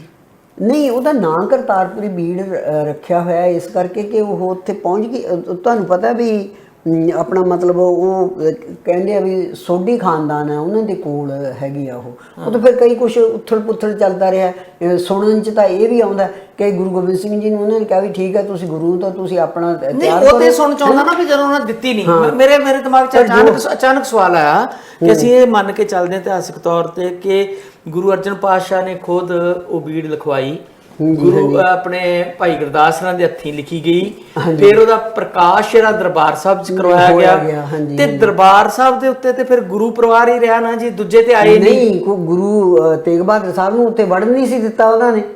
ਤੁਸੀਂ ਆਪੇ ਹੀ ਸੋਚੋ ਵੀ ਗੁਰਗੱਦੀ ਪਿੱਛੇ ਗੁਰੂ ਪਰਿਵਾਰ ਦੇ ਵਿੱਚ ਲੜਾਈਆਂ ਹੁੰਦੀਆਂ ਰਹੀਆਂ, ਕਿਉਂਕਿ ਇਹਦਾ ਮਤਲਬ ਜਦੋਂ ਗੁਰੂ ਹਰਗੋਬਿੰਦ ਸਾਹਿਬ ਤੋਂ ਬਾਅਦ ਜਿਹੜੇ ਵੀ ਗੁਰੂ ਨੇ ਉਹ ਅੰਮ੍ਰਿਤਸਰ ਸਾਹਿਬ ਜਿਹੜਾ ਸਾਡਾ ਕੇਂਦਰੀ ਸਥਾਨ, ਉੱਥੇ ਨਹੀਂ ਰਹੇ, ਉਹ ਇੱਧਰ ਉੱਧਰ ਰਹੇ, ਤੇ ਉਸ ਸਥਾਨ ਦੇ ਉੱਤੇ ਕਿ ਗੁਰੂ 6ਵੇਂ ਪਾਤਸ਼ਾਹ ਆ ਗਏ, ਉੱਥੇ ਆਪਣਾ ਮਤਲਬ ਕੀਰਤਪੁਰ ਸਾਹਿਬ ਆ ਗਏ, ਹੈ ਨਾ। ਉੱਥੇ ਗੁਰੂ ਹਰਕ੍ਰਿਸ਼ਨ ਨੂੰ ਗੁਰਗੱਦੀ ਦਿੱਤੀ, ਉੱਥੇ ਹੀ ਗੁਰੂ ਹਰਰਾਏ ਨੂੰ ਗੁਰਗੱਦੀ ਮਿਲੀ ਹੈ, ਤੇ ਗੁਰੂ ਤੇਗ ਬਹਾਦਰ ਬਕਾਲੇ ਰਹੇ ਆ, ਬਾਬੇ ਬਕਾਲੇ, ਹੈ ਨਾ। ਤੇ ਇਹਨਾਂ ਨੂੰ ਗੁਰੂ ਹਰਕ੍ਰਿਸ਼ਨ ਨੇ ਉੱਥੋਂ ਦਿੱਲੀ ਤੋਂ ਗੁਰਗੱਦੀ ਦਿੱਤੀ ਸੀ, ਤੇ ਉਹਨਾਂ ਨੇ ਵੜਨ ਨਹੀਂ ਦਿੱਤਾ। ਪਰ ਇਹਦਾ ਮਤਲਬ ਇਹ ਨਹੀਂ ਹੈ ਕਿ ਬਾਣੀ ਦੇ ਹੋਰ ਉਤਾਰੇ ਨਹੀਂ ਸੀ, ਜਾਂ ਕਿਤੇ ਬਾਣੀ ਦਾ ਪ੍ਰਚਾਰ ਨਹੀਂ ਸੀ ਹੋ ਰਿਹਾ, ਹੈ ਨਾ। ਤੇ ਜਦੋਂ ਉਹ ਉਤਾਰਿਆਂ ਦੀ ਗੱਲ ਕਰਦੇ ਆ ਕਿ ਗੁਰੂ ਅੰਗਦ ਦੇਵ ਜੀ ਦੇ ਵੇਲੇ ਤੋਂ ਹੀ ਬਾਣੀ ਦੇ ਉਤਾਰੇ ਉਹਨਾਂ ਨੇ ਕਰਾਉਣੇ ਸ਼ੁਰੂ ਕਰ ਦਿੱਤੇ ਸੀਗੇ। ਤੇ ਜੇ ਹੁਣ 22 ਮੰਜੀਆਂ ਗੁਰੂ ਅਮਰਦਾਸ ਜੀ ਨੇ ਹਿਸਟੋਰੀਕਲੀ ਨਹੀਂ, ਆਪਾਂ ਆਮ ਵੀ ਸੋਚੀਏ ਦਿਮਾਗੀ ਤੌਰ ਤੇ ਵੀ 22 ਮੰਜੀਆਂ ਜਿਹੜੀਆਂ ਨੇ ਜਿੱਥੇ ਬੈਠ ਕੇ ਬਾਣੀ ਦਾ ਪ੍ਰਚਾਰ ਹੁੰਦਾ ਸਾਰੇ ਹਿੰਦੁਸਤਾਨ ਦੇ ਵੱਖ-ਵੱਖ ਕਾਰਨਰਸ ਦੇ ਵਿੱਚ ਨੇ ਉਹ, ਤੇ ਉਹ ਕੀ ਉਹ ਜ਼ਬਾਨੀ ਕਲਾਮੀ ਥੋੜ੍ਹਾ ਪ੍ਰਚਾਰ ਕਰਦੇ ਸੀ, ਬਾਣੀ ਦਾ ਪ੍ਰਚਾਰ ਤਾਂ ਪੜ੍ਹ ਕੇ ਹੀ ਕੀਤਾ ਜਾਣਾ ਹੈ ਨਾ। ਸੋ ਮੰਜੀਆਂ ਤੋਂ ਭਾਵ ਆਪਾਂ ਨੂੰ ਕੋਈ ਮੰਜੇ ਢਾ ਕੇ ਨਹੀਂ ਸੀ ਬੈਠੇ, ਉਹ ਗੁਰੂ ਗ੍ਰੰਥ ਸਾਹਿਬ ਦਾ ਪ੍ਰਚਾਰ ਕਰਨ ਲਈ ਇੱਕ ਕੇਂਦਰ ਬਣਾਏ ਗਏ ਸੀਗੇ, ਇਹ ਬਣਾਏ ਗਏ ਸੀਗੇ। ਤੇ ਉਹ ਉਦਾਂ ਵੀ ਉਦੋਂ ਹੁਣ ਜਦੋਂ ਆਪਾਂ ਭਾਈ ਗੁਰਦਾਸ ਗੁਰੂ ਨਾਨਕ ਦੇਵ ਦੀ ਗੱਲ ਕਰਦੇ ਉਹਦੇ ਉੱਤੇ ਵੀ ਕਰਤਾਰਪੁਰ ਆ ਕੇ ਉਹਨੇ ਮੰਜੀ ਬੈਠ ਕੀਆ ਅਵਤਾਰਾ, ਉੱਥੇ ਗੱਲ ਕਰਦੇ ਵੀ ਮੰਜੀ ਤੇ ਬਹਿ ਕੇ ਉਹ ਪ੍ਰਚਾਰ ਕਰਦੇ ਸੀ। ਤੇ ਉਹ ਹੁਣ ਜਿਹੜੇ ਵੱਡੇ ਕੇਂਦਰ ਸੀ ਗੁਰੂ ਅਮਰਦਾਸ ਪਾਤਸ਼ਾਹ ਨੇ ਉਹਨਾਂ ਨੂੰ ਮੰਜੀਆਂ ਦਾ ਨਾਮ ਦਿੱਤਾ, ਜਿਹੜੇ ਛੋਟੇ ਕੇਂਦਰ ਸੀ, ਛੋਟੇ ਮਤਲਬ ਪ੍ਰਚਾਰਕ ਕੇਂਦਰ ਸੀ, ਉਹਨਾਂ ਨੂੰ ਪੀੜ੍ਹੀਆਂ ਦਾ ਨਾਮ ਵੀ ਦਿੱਤਾ ਉਹਨਾਂ ਨੇ। ਅੱਛਾ ਜੀ। ਹਾਂਜੀ, 22 ਮੰਜੀਆਂ ਸਥਾਪਿਤ ਕੀਤੀਆਂ, ਨਾਲ ਪੀੜ੍ਹੇ ਤੇ ਪੀੜ੍ਹੀਆਂ ਵੀ ਸਥਾਪਿਤ ਕੀਤੇ। ਅੱਛਾ, ਵੱਖ-ਵੱਖ ਕੇਂਦਰਾਂ ਦੇ ਨਾਮ ਇਸ ਤਰੀਕੇ ਕੇਂਦਰਾਂ ਦੇ ਨਾਂ ਨੇ, ਛੋਟੇ ਦੇ ਵੱਡੇ ਕੇਂਦਰਾਂ ਦੇ ਨਾਂ ਨੇ। ਵੱਡੇ ਕੇਂਦਰ ਮੰਜੀਆਂ ਕਹੇ ਜਾਂਦੇ, ਛੋਟੇ ਇਹ ਜਿਹੜੇ 22 ਮੰਜੀਆਂ ਦਾ ਕਨਸੈਪਟ ਹੈ ਸਿੱਖੀ ਦੇ ਵਿੱਚ ਡਾਕਟਰ ਸਾਹਿਬ, ਇਹਨਾਂ ਦੇ ਕੋਈ ਉਹ ਜਿਹੜੇ ਸਥਾਨ ਨੇ ਉਹ ਵੀ ਨਿਰਧਾਰਿਤ ਕੀਤੇ ਗਏ ਵੀ ਜਿੱਦਾਂ ਕੋਈ? ਹਾਂ, ਉਹ ਕੀਤਾ ਉਹਨਾਂ ਨੇ ਵੀ ਜੰਮੂ ਦੇ ਵਿੱਚ ਹੈ ਕਿ ਕਿੱਥੇ ਕਿੱਥੇ ਸਾਰੇ ਮੰਜੀਆਂ ਦੇ ਵੇਰਵਾ ਤੁਹਾਨੂੰ ਬਕਾਇਆ ਮਿਲਿਆ ਆਲ ਓਵਰ ਦਾ ਇੰਡੀਆ। ਉਹਨਾਂ ਨੇ ਮਤਲਬ ਹਿੰਦੁਸਤਾਨ ਦੇ ਵਿੱਚ ਵੱਖ-ਵੱਖ ਥਾਵਾਂ ਦੇ ਉੱਤੇ ਪ੍ਰਚਾਰ ਕੇਂਦਰ ਬਣਾਏ ਇਹ। ਤਾਂ ਸਿੱਖੀ ਦਾ ਪ੍ਰਚਾਰ ਤਾਂ ਇਦਾਂ ਹੀ ਹੋ ਸਕਦਾ ਸੀਗਾ। ਹੁਣ ਵਾਂਗੂ ਥੋੜ੍ਹੀ ਹੈ ਵੀ ਉੱਥੇ ਤੁਸੀਂ SGPC ਦੇ ਮਤਲਬ ਕੇਂਦਰ 'ਚ ਬੈਠ ਕੇ ਦਮ ਗਜੇ ਮਾਰੀ ਜਾਓ ਜੀ, ਸਾਡੇ ਕਨਵਰਟ ਹੋ ਗਏ, ਫਲਾਣੇ ਹੋ ਗਏ, ਢਿੰਗੜੇ ਹੋ ਗਏ, ਅਮਕੜੇ ਹੋ ਗਏ। ਤੇ ਤਾਂ ਪ੍ਰਚਾਰ ਕੀਤਾ ਜਾਂਦਾ ਸੀ, ਲੋਕਾਂ ਤੱਕ ਪਹੁੰਚ ਕੀਤੀ ਜਾਂਦੀ ਸੀ। ਇਹ ਥੋੜ੍ਹੀ ਵੀ ਸੰਗਤ ਦੇ ਗੁਰੂ ਕੋਲ ਚੱਲ ਕੇ ਆਉਂਦੀ ਆ ਜਾਂ ਮਤਲਬ ਪ੍ਰਚਾਰਕਾਂ ਕੋਲ ਚੱਲ ਕੇ ਆਉਂਦੀ ਹੈ, ਪ੍ਰਚਾਰਕ ਆਪ ਵੀ ਜਾਂਦੇ ਆ। ਮੰਜੇ ਸਥਾਪਿਤ ਕਰਨ ਦਾ ਮਤਲਬ ਇਹੀ ਸੀ ਕਿ ਸੰਗਤਾਂ ਤੱਕ ਪਹੁੰਚ ਕੀਤੀ ਜਾ ਸਕੇ, ਉਹਨਾਂ ਨੂੰ ਦੱਸਿਆ ਜਾ ਸਕੇ ਕਿ ਬਾਬੇ ਦੀ ਬਾਣੀ ਕਹਿੰਦੀ ਕੀ ਹੈ, ਤੁਸੀਂ ਮਤਲਬ ਕਿਸ ਤਰ੍ਹਾਂ ਆਪਣਾ ਜਿਹੜਾ ਹੈਗਾ ਉਹ ਭਾਰ ਉਤਾਰਾ ਕਰਨਾ। ਅੱਛਾ, ਗੁਰੂ ਗ੍ਰੰਥ ਸਾਹਿਬ ਬਾਰੇ ਡਾਕਟਰ ਸਾਹਿਬ ਇੱਕ ਹੋਰ ਗੱਲ ਹੈ ਕਿ ਜਿੱਥੇ ਅਧਿਆਤਮਵਾਦ ਆ, ਸਿੱਖੀ ਦਾ ਅਧਿਆਤਮ ਵਿਸ਼ਾ ਜਿਹੜਾ ਦੇ ਵਿੱਚ ਹੈ, ਉਹਦੇ ਨਾਲ ਨਾਲ ਆਮ ਮਨੁੱਖ ਲਈ ਜੀਵਨ ਜਾਂਚ ਵੀ ਇਹਦੇ ਵਿੱਚ ਦਰਸਾਈ ਗਈ। ਕਿਹਾ ਜਾਂਦਾ ਕਿ ਦੁਨੀਆ ਦਾ ਐਸਾ ਕੋਈ ਸਵਾਲ ਨਹੀਂ ਹੈ ਜਿਹਦਾ ਆਨਸਰ ਤੁਹਾਨੂੰ ਗੁਰੂ ਗ੍ਰੰਥ ਸਾਹਿਬ ਚੋਂ ਨਹੀਂ ਮਿਲਦਾ। ਬਿਲਕੁਲ, ਦੇਖੋ ਇਹ ਹੋਲਿਸਟਿਕ ਹੈ। ਗੁਰੂ ਜਿਹੜਾ ਸਿੱਖ ਧਰਮ ਹੈ ਇਹ ਹੋਲਿਸਟਿਕ ਹੈ। ਇਹ ਮਨੁੱਖ ਦੇ ਇੱਕ ਆਸਪੈਕਟ ਨਾਲ ਨਹੀਂ ਜੁੜਿਆ ਹੈ, ਇਹ ਮਨੁੱਖ ਦੇ ਸਮੁੱਚੇ ਜੀਵਨ ਦੇ ਨਾਲ ਜੁੜਿਆ ਹੈ ਕਿ ਇਸ ਦੁਨੀਆ ਉੱਤੇ ਜਿਉਣਾ ਤੇ ਥੀਣਾ ਕਿਵੇਂ ਆ, ਹੈ ਨਾ। ਸਮਾਜ ਦੇ ਵਿੱਚ ਤੁਸੀਂ ਕਿਵੇਂ ਵਿਚਰਨਾ ਹੈ। ਉਹੀ ਤਾਂ ਜਿਹੜੀ ਮੈਂ ਗੱਲ ਕੀਤੀ ਸੀ ਵੀ ਹਉਮੈ ਨੂੰ ਦੂਰ ਕਰਕੇ ਉਹ ਐਂ ਨਹੀਂ ਹੈ ਵੀ ਆਈਸੋਲੇਸ਼ਨ ਦੇ ਵਿੱਚ ਹੋ ਕੇ ਬੈਠ ਜਾਂਦਾ। ਉਹ ਸਮਾਜਿਕ ਜੀਵ ਹੈ, ਉਹਨੇ ਸੰਗਤ ਦੇ ਵਿੱਚ ਜਾਣਾ, ਸੰਗਤ ਦੇ ਵਿੱਚ ਆਪਣਾ ਗਿਆਨ ਸ਼ੇਅਰ ਕਰਨਾ ਹੈ, ਉਹਨੇ ਆਪਣੀ ਸੇਵਾ ਵੀ ਸ਼ੇਅਰ ਕਰਨੀ ਹੈ, ਆਪਣਾ ਗਿਆਨ ਵੀ ਸ਼ੇਅਰ ਕਰਨਾ ਹੈ ਨਾ। ਵੰਡ ਕੇ ਖਾਣ ਦਾ ਸਾਨੂੰ ਜਿਹੜਾ ਆਦੇਸ਼ ਦਿੱਤਾ ਉਹਦਾ ਕੀ ਮਤਲਬ? ਉਹਦਾ ਇਕੱਲਾ ਇਹ ਨਹੀਂ ਹੈ ਵੀ ਪ੍ਰਸ਼ਾਦੇ ਵੰਡ ਕੇ ਖਾਣੇ ਨੇ ਤੁਸੀਂ ਜਾਂ ਲੋੜਵੰਦ ਦੀ ਸਹਾਇਤਾ ਹੀ ਕਰਨੀ ਹੈ, ਗਿਆਨ ਵੀ ਵੰਡਣਾ। ਇਸੇ ਕਰਕੇ ਤਾਂ ਕੁਛ ਸੀਕ੍ਰੇਟ ਨਹੀਂ ਹੈ, ਤੁਸੀਂ ਸ਼ੇਅਰ ਕਰਨਾ। ਮਤਲਬ ਉਹ ਪਹਿਲੇ ਉਹਨਾਂ ਵਾਂਗੂ ਨਹੀਂ ਹੈਗਾ ਵੀ ਨਹੀਂ ਮੈਂ ਪੰਡਤ ਹਾਂ, ਮੈਨੂੰ ਗਿਆਨ ਹੈ ਤੇ ਮੈਂ ਇਹ ਕਿਸੇ ਹੋਰ ਨੂੰ ਹੀ ਦੇਣਾ ਜਾਂ ਖਾਸ ਬੰਦੇ ਨੂੰ ਹੀ ਦੇਣਾ, ਇਹੋ ਜਿਹੀ ਕੋਈ ਗੱਲ ਨਹੀਂ ਹੈਗੀ। ਅੱਛਾ ਡਾਕਟਰ ਸਾਹਿਬ, ਜਿਹੜਾ ਕਨਸੈਪਟ ਆ ਦਸਵੰਧ ਦਾ, ਹਾਂਜੀ, ਵੀ ਆਪਣੀ ਕਿਰਤ ਚੋਂ ਹਰ ਸਿੱਖ 10ਵਾਂ ਹਿੱਸਾ ਜਿਹੜਾ ਵਾ ਉਹ ਗੁਰੂ ਦੇ ਲੇਖੇ ਲਾਵੇ ਜਾਂ ਜਨਤਾ ਦੀ ਭਲਾਈ ਦੇ ਲੇਖੇ ਲਾਵੇ, ਉਹ ਕਿਤੇ ਗੁਰੂ ਗ੍ਰੰਥ ਸਾਹਿਬ ਦੇ ਵਿੱਚ ਵੀ ਕਿਤੇ ਉਹਦਾ ਜ਼ਿਕਰ ਹੈ? ਉੱਥੇ ਦੇਖੋ ਦਸਵੰਧ ਤਾਂ ਨਹੀਂ ਕਿਹਾ ਗਿਆ ਹੋਇਆ। ਇਹ ਤਾਂ ਜਿਹੜਾ ਹੈਗਾ ਨਾ ਇੰਸਟੀਟਿਊਸ਼ਨਲਾਈਜੇਸ਼ਨ ਜਦੋਂ ਹੁੰਦੀ ਹੈ ਉਦੋਂ ਇੱਦਾਂ ਨਾਂ ਰੱਖ ਲਏ ਜਾਂਦੇ ਵੀ 10ਵਾਂ ਹਿੱਸਾ ਦੇਣਾ ਕਿ ਕਿੰਨਾ, ਪਰ ਘਾਲ ਖਾਏ ਕਿਛ ਹੱਥੋਂ ਦੇ ਨਾਨਕ ਰਾਹ ਪਛਾਣਿਆ ਸੀ। ਇਹ ਪਹਿਲੀ ਗੱਲ ਕੀਤੀ ਹੈ ਗੁਰੂ ਨਾਨਕ ਸਾਹਿਬ ਨੇ ਕਿ ਤੁਸੀਂ ਆਪਣੀ ਕਿਰਤ ਕਮਾਈ ਕਰੋਗੇ, ਉਹਨਾਂ ਵਿੱਚੋਂ ਦੂਜਿਆਂ ਨਾਲ ਵੰਡ ਕੇ ਖਾਓਗੇ, ਤਾਂ ਹੀ ਤੁਹਾਨੂੰ ਸਹੀ ਰਸਤੇ ਦੀ ਅਧਿਆਤਮਵਾਦ ਦੀ ਵੀ ਤਾਂ ਹੀ ਪਛਾਣ ਹੋਣੀ ਹੈ, ਨਾਟ ਅਦਰਵਾਈਜ਼, ਹੈ ਨਾ। ਤੇ ਉਦਮ ਕਰੇਂਦਿਆਂ ਜੀ ਉਹ ਤੂੰ ਕਮਾਉਂਦਿਆਂ ਸੁੱਖ ਪੁੰਚ ਦੀ ਗੱਲ ਕੀਤੀ ਹੈ ਨਾ। ਤੇ ਸੋ ਇਸ ਕਰਕੇ ਜਿਹੜਾ ਵੰਡ ਕੇ ਖਾਣ ਦਾ ਹੈ ਨਾ ਜਾਂ ਦੂਜੇ ਦੀ ਸਹਾਇਤਾ ਕਰਨ ਦਾ, ਉਹ ਤੇ ਬਾਣੀ ਦੇ ਵਿੱਚ ਕੋਈ ਇਸ ਕਿਸਮ ਦੀ, ਉਹ ਭਾਵੇਂ ਤੁਸੀਂ ਲੰਗਰ ਦੀ ਸੰਸਥਾ ਹੈ, ਚਾਹੇ ਉਹ ਤੁਸੀਂ ਆਪਣਾ ਮਤਲਬ ਸਿੰਘ ਸੱਜਣ ਦੀ ਸੰਸਥਾ ਹੈ, ਕੋਈ ਵੀ ਹੈ, ਉਹਦੇ ਸਾਰੀ ਦੇ ਬੀਜ ਨੇ ਜਿਹੜੇ ਉਹ ਸ੍ਰੀ ਗੁਰੂ ਗ੍ਰੰਥ ਸਾਹਿਬ ਦੀ ਬਾਣੀ ਦੇ ਵਿੱਚ ਪਏ ਹੋਏ ਨੇ। ਉਹ ਕੋਈ ਸਾਡਾ ਇਸ ਕਿਸਮ ਦਾ ਉਹ ਹੈ ਨਹੀਂ ਆ ਮਤਲਬ ਸੰਸਥਾ ਜਿਹਦਾ ਤੁਹਾਨੂੰ ਜਿਹਦੀ ਉਹ ਆਪਣਾ ਕਹਿ ਸਕਦੇ ਆਪਾਂ ਸਿਧਾਂਤ ਹੈ ਜਿਹੜਾ ਉਹ ਸਾਨੂੰ ਸ੍ਰੀ ਗੁਰੂ ਗ੍ਰੰਥ ਸਾਹਿਬ ਦੇ ਵਿੱਚ ਨਾ ਮਿਲਦਾ ਹੋਵੇ। ਜਿਹੜੀਆਂ ਸਾਡੀਆਂ ਇੰਸਟੀਟਿਊਸ਼ਨਸ ਨੇ ਉਹ ਉਹਨਾਂ ਸਿਧਾਂਤਾਂ ਦਾ ਅਮਲੀ ਪ੍ਰਕਾਸ਼ਨ ਹੈ। ਇਸੇ ਕਰਕੇ ਤਾਂ ਹੁਣ ਭਾਵੇਂ ਲੰਗਰ ਦੀ ਵਿਵਸਥਾ ਹੈ ਉਹ ਨਾ ਵੰਡ ਕੇ ਖਾਣ ਦੀ ਹੈ ਜਾਂ ਕਿਰਤ ਕਰਨੀ ਹੈ, ਉਹ ਸਾਰੀ ਉੱਥੇ ਗੁਰੂ ਸਾਹਿਬਾਨ ਨੇ ਆਪਣੇ ਵੇਲਿਆਂ ਦੇ ਵਿੱਚ ਸ਼ੁਰੂ ਕੀਤੀ ਹੈ ਇਹ ਸਾਰੀ, ਔਰ ਕਰਕੇ ਵੀ ਦਿਖਾਈ ਹੈ। ਹਾਂ, ਕਰਕੇ ਦਿਖਾਈ ਹੈ ਨਾ। ਉਹ ਕਰਕੇ ਵੀ ਦਿਖਾਈ ਹੈ। ਜਦ ਤੱਕ ਤੁਸੀਂ ਆਪ ਅਮਲੀ ਜੀਵਨ ਨਹੀਂ ਜੀਵੋਗੇ ਤੇ ਦੂਜੇ ਨੂੰ ਤੁਸੀਂ ਕਿਵੇਂ ਐਡਵਾਈਸ ਕਰ ਸਕਦੇ ਹੋ ਕਿ ਤੁਸੀਂ ਇਸ ਰਸਤੇ ਦੇ ਉੱਤੇ ਚੱਲਣਾ ਹੈ ਜਾਂ ਕਰਨਾ ਹੈ ਤੁਸੀਂ। ਹਾਂ, ਅੱਛਾ ਡਾਕਟਰ ਸਾਹਿਬ, ਇੱਕ ਗੱਲ ਮੈਂ ਤੁਹਾਡੇ ਕੋਲ ਹੋਰ ਜਾਣਨੀ ਚਾਹੁੰਦਾ ਹਾਂ। ਆਮ ਤੌਰ ਤੇ ਸਾਡੇ ਅਜੇ ਵੀ ਇਹ ਗੱਲ ਦਾ ਬਹੁਤ ਜ਼ਿਆਦਾ ਕਿਹਾ ਜਾਂਦਾ ਕਿ ਸਿੱਖੀ ਸਰੂਪ ਚ ਹੋਣਾ ਬਹੁਤ ਜ਼ਰੂਰੀ ਆ। ਜਦੋਂ ਗੁਰੂ ਗੋਬਿੰਦ ਸਿੰਘ ਸਾਹਿਬ ਨੇ ਖਾਲਸਾ ਸਾਜਿਆ, ਹਾਂਜੀ, ਬਹੁਤ ਲੇਟ ਆ ਕੇ, ਉਸ ਤੋਂ ਬਾਅਦ ਸਿੱਖਾਂ ਦਾ ਜਿਹੜਾ ਮੌਜੂਦਾ ਸਰੂਪ ਅਸੀਂ ਦੇਖਦੇ ਹਾਂ, ਜਾਂ ਉਹ ਹੁਣ ਵੀ ਬਦਲਿਆ ਹੋਇਆ ਉਸ ਸਮੇਂ ਦਾ, ਜਿੱਦਾਂ ਨਿਹੰਗ ਸਿੰਘਾਂ ਵਾਲਾ ਬਾਣਾ ਹੋਏਗਾ ਜਿਹਨੂੰ ਲਾਟਰੀਆਂ ਫੌਜਾਂ ਕਿਨੇ ਕਈ ਕੁਝ ਆ। ਤੇ ਹੁਣ ਬਹੁਤ ਸਾਰੇ ਲੋਕ ਇਸ ਤਰ੍ਹਾਂ ਕਹਿੰਦੇ ਆ ਕਿ ਜਿਹੜਾ ਸਿੱਖ ਹੈ ਉਹਦਾ ਬਾਣਾ ਵੀ ਜ਼ਰੂਰ ਇਦਾਂ ਦਾ ਹੋਣਾ ਚਾਹੀਦਾ, ਉਹਦੇ ਕਕਾਰ ਹੋਣੇ ਚਾਹੀਦੇ, ਉਹ ਤੇ ਅੰਮ੍ਰਿਤ ਛਕਣ ਤੋਂ ਬਾਅਦ ਦੀ ਗੱਲ ਆ। ਜਿਹੜਾ ਕੋਈ ਵਿਅਕਤੀ ਆਪਾਂ ਇੱਕ ਪਾਸੇ ਕਹਿੰਦੇ ਕਿ ਸਭ ਦਾ ਸਾਂਝਾ ਧਰਮ ਹੈ, ਕੋਈ ਵਿਅਕਤੀ ਭਾਵੇਂ ਕ੍ਰਿਸਚਨ ਹੈ, ਚਾਹੇ ਮੁਸਲਮਾਨ ਹੈ, ਚਾਹੇ ਹਿੰਦੂ ਹੈ, ਜੇ ਉਹ ਗੁਰੂ ਗ੍ਰੰਥ ਸਾਹਿਬ 'ਚ ਆਪਣੀ ਆਸਥਾ ਰੱਖਦਾ ਹੈ, ਉਹਨਾਂ ਨੂੰ ਪੜ੍ਹਦਾ ਹੈ, ਉਹਦੇ ਚੰਗੇ ਵਿਚਾਰ ਗ੍ਰਹਿਣ ਕਰਦਾ, ਉਸ ਵਿਅਕਤੀ ਨੂੰ ਅਸੀਂ ਕੀ ਦਰਜਾ ਦੇ ਸਕਦੇ ਹਾਂ? ਦੇਖੋ, ਉਹ ਵਿਅਕਤੀ ਸਿੱਖ ਧਰਮ ਦਾ ਹਿੱਸਾ ਹੈ, ਕਿਉਂਕਿ ਗੁਰੂ ਮਹਾਰਾਜ ਦੇ ਦਰਵਾਜ਼ੇ ਤਾਂ ਸਭ ਲਈ ਖੁੱਲੇ ਨੇ। ਜੋ ਜੀ ਆਵੇ ਸੋ ਰਾਜੀ ਜਾਵੇ, ਕਿਸੇ ਨੂੰ ਨਾ ਜਾਣ ਦੀ ਰੋਕ ਹੈ, ਨਾ ਕਿਸੇ ਨੂੰ ਆਉਣ ਦੀ ਰੋਕ ਹੈ। ਹੁਣ ਮਤਲਬ ਬਾਬਾ ਸ੍ਰੀ ਚੰਦ ਗੁਰੂ ਨਾਨਕ ਸਾਹਿਬ ਨੂੰ ਛੱਡ ਕੇ ਸੰਨਿਆਸੀ ਬਣ ਜਾਂਦੇ ਨੇ। ਗੁਰੂ ਨਾਨਕ ਸਾਹਿਬ ਨੇ ਤਾਂ ਆਪਣਾ ਮਤਲਬ ਉਹਨਾਂ ਨੂੰ ਇਹ ਤਾਂ ਨਹੀਂ ਕਿਹਾ, ਬਾਂਹ ਤੋਂ ਫੜ ਕੇ ਰੋਕਿਆ ਨਹੀਂ ਵੀ ਤੂੰ ਕਿਉਂ ਜਾਣਾ ਇੱਧਰ। ਠੀਕ ਹੈ, ਹੁਣ ਉਹਦੇ ਦਿਮਾਗ ਦੀ ਚੋਇਸ ਹੈ ਇਹ ਵੀ ਉਹ ਕਿੱਧਰ ਨੂੰ ਜਾਣਾ ਚਾਹੁੰਦਾ। ਤੇ ਜਿਹੜੀਆਂ ਹੈਗੀਆਂ ਨੇ ਡਿਵੀਏਸ਼ਨ ਆਈਆਂ ਨੇ ਗੁਰੂ ਸਾਹਿਬਾਨ ਦੇ ਵੇਲੇ ਵੀ ਆਈਆਂ ਨੇ। ਇਹਦਾ ਮਤਲਬ ਤਾਂ ਇਹੀ ਹੋਇਆ ਕਿ ਗੁਰੂ ਦਾ ਦਰਵਾਜ਼ਾ ਹਰ ਇੱਕ ਲਈ ਖੁੱਲ੍ਹਾ ਵੀ ਹੈ। ਚਾਰੇ ਦਰਵਾਜ਼ੇ ਇਸੇ ਕਰਕੇ ਰੱਖੇ ਦਰਬਾਰ ਸਾਹਿਬ ਦੇ। ਤੇ ਜੇ ਕੋਈ ਜਾਣਾ ਚਾਹੁੰਦਾ ਉਹ ਵੀ ਉਹਦੀ ਆਪਣੀ ਚੋਇਸ ਹੈ, ਇੰਡੀਵਿਜੂਅਲ ਚੋਇਸ ਹੈ ਉਹਦੀ, ਜੇ ਕੋਈ ਜਾਣਾ ਚਾਹੁੰਦਾ। ਅੱਛਾ, ਜਿਹੜਾ ਸਹਿਜਧਾਰੀ ਦਾ ਕਨਸੈਪਟ ਹੈ, ਹਾਂਜੀ, ਇਹਦਾ ਕੀ ਮਤਲਬ ਵੀ ਇੱਕ ਵਾਰੀ ਜਦੋਂ ਗੁਰੂ ਸਾਹਿਬ ਦੇ ਲੜ ਲੱਗ ਜਾਂਦਾ ਬੰਦਾ ਫਿਰ ਸਹਿਜੇ ਪੂਰਨ ਨਹੀਂ, ਸਹਿਜਧਾਰੀ ਦਾ ਮਤਲਬ ਹੈ ਜਿਹੜੇ ਦੇਖੋ ਦੋ ਕਿਸਮ ਦੇ ਹੈਗੇ ਨੇ, ਇੱਕ ਅੰਮ੍ਰਿਤਧਾਰੀ ਤੇ ਇੱਕ ਸਹਿਜਧਾਰੀ। ਸਹਿਜਧਾਰੀ ਦਾ ਮਤਲਬ ਹੈ ਜਿਹਨੇ ਅੰਮ੍ਰਿਤ ਨਹੀਂ ਛਕਿਆ ਹੋਇਆ, ਸਿੱਖੀ ਜਿੱਤ ਵਧੇਰੇ ਕਰਕੇ ਅਸੀਂ ਸਾਰੇ ਲੋਕ ਆਉਨੇ ਹਾਂ। ਹਾਂਜੀ, ਹੁਣ ਭਾਈ ਨੰਦ ਲਾਲ ਗੋਇਆ ਨੇ ਉਹ ਅੰਮ੍ਰਿਤ ਛਕਦੇ ਨੇ, ਭਾਈ ਕਨ੍ਹਈਆ ਜੀ ਨੇ ਉਹਨਾਂ ਨੇ ਕੋਈ ਅੰਮ੍ਰਿਤ ਛਕਿਆ ਹੋਇਆ ਨਹੀਂ ਹੈ। ਗੁਰੂ ਸਾਹਿਬ ਨੇ ਉਹਨਾਂ ਨੂੰ, ਜੇ ਹੁਣ ਇਹ ਮਜਬੂਰ ਕਰਕੇ ਸਿਖਾਉਣ ਵਾਲੀ ਗੱਲ ਹੋਵੇ ਤੇ ਫਿਰ ਉਹਨਾਂ ਨੂੰ ਉਹ ਕਹਿੰਦੇ ਵੀ ਨਹੀਂ ਭਾਈ ਤੁਸੀਂ ਮੇਰੇ ਸਿੱਖ ਤਾਂ ਹੀ ਬਣੋਗੇ, ਪਹਿਲਾਂ ਅੰਮ੍ਰਿਤ ਛਕ। ਵੈਸੇ ਵੀ ਡਾਕਟਰ ਸਾਹਿਬ ਜੇ ਵੇਖਿਆ ਜਾਵੇ ਬਾਣੇ ਤੇ ਬਾਣੀ ਦੇ ਵਿੱਚ ਸਮਸਵਰਤਾ ਹੋਣੀ ਚਾਹੀਦੀ ਹੈ।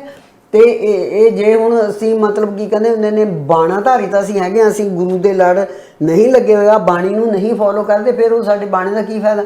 ਕਿਉਂਕਿ ਉਹ ਇਸ ਕਿਸਮ ਦਾ ਜਿਹੜਾ ਹੈਗਾ ਉਹ ਤਾਂ ਹੁਣ ਪੰਡਤ ਦਾ ਚਾਹੇ ਜਨੇਊ ਹੈ, ਚਾਹੇ ਮੁੱਲਾਂ ਦਾ ਬਾਂਗ ਦੇਣਾ, ਕਿੰਨਾ ਕੁਝ ਸਾਰੀਆਂ ਇਹ ਆਪਾਂ ਅਗਲੇ ਪ੍ਰੋਗਰਾਮਾਂ ਦੇ ਵਿੱਚ ਮੈਂ ਸੋਚਿਆ ਹੋਇਆ ਕਿ ਗੁਰੂ ਸਾਹਿਬਾਨ ਦੀਆਂ ਜਿਹੜੀਆਂ ਵਾਰਾਂ ਨੇ ਨਾ ਉਹਨਾਂ ਨੂੰ ਜ਼ਰੂਰ ਡਿਸਕਸ ਕਰਾਂਗੇ ਤਾਂ ਕਿ ਸਾਨੂੰ ਪਤਾ ਲੱਗੇ ਕਿ ਬਾਬਾ ਕਹਿੰਦਾ ਕੀ ਹੈ ਇਹਦੇ ਬਾਰੇ। ਹਾਂ ਬਿਲਕੁਲ ਡਾਕਟਰ ਸਾਹਿਬ, ਇਹ ਨਿੱਕੇ ਨਿੱਕੇ ਜਿਹੜੇ ਸਵਾਲ ਨਾ ਇਹ ਕਲੀਅਰ ਹੋਣੇ ਚਾਹੀਦੇ ਆ, ਬਹੁਤ ਜ਼ਰੂਰੀ ਹੈ।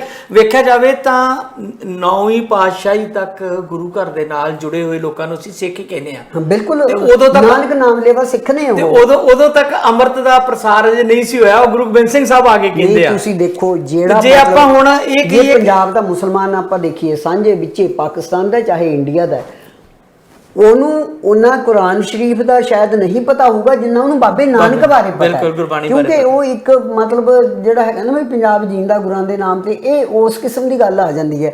ਇੱਕ ਸਾਂਝਾ ਕਲਚਰ ਹੈ ਨਾ, ਇੱਕ ਸਾਂਝਾ ਕਲਚਰ ਜੀ। ਹੁਣ ਬਾਬਾ ਫਰੀਦ ਨੇ, ਆਪਾਂ ਗੱਲ ਕਰੀਏ ਸ੍ਰੀ ਗੁਰੂ ਗ੍ਰੰਥ ਸਾਹਿਬ ਦੀ ਵੀ, ਜਾਂ ਹੁਣ ਜਿਹੜੇ ਅੱਜ ਕੱਲ੍ਹ ਰੌਲਾ ਪੈ ਰਿਹਾ ਉਹਦੇ, ਬਾਬਾ ਫਰੀਦ ਨੇ ਜਿੰਨਾ ਡੀਪਲੀ ਕੁਰਾਨ ਸ਼ਰੀਫ ਦਾ ਅਧਿਐਨ ਕੀਤਾ, ਮੈਨੂੰ ਨਹੀਂ ਲੱਗਦਾ ਵੀ ਉਹਨਾਂ ਨੇ ਕੀਤਾ ਹੋਊਗਾ ਜਿਹੜੇ ਇੱਥੇ ਚੜ੍ਹ ਕੇ ਆਏ, ਜਿਨ੍ਹਾਂ ਨੇ ਡੰਡੇ ਦੇ ਜ਼ੋਰ ਮਤਲਬ ਇੱਥੇ ਆਪਣਾ ਰੰਗਜੇ ਵਾਲੇ ਪੈਰੋਕਾਰ ਜਿਹੜੇ ਆ, ਉਹਨਾਂ ਨੇ ਇਸਲਾਮ ਦੇ ਨਾਂ ਦੇ ਉੱਤੇ ਰਾਜ ਕੀਤਾ।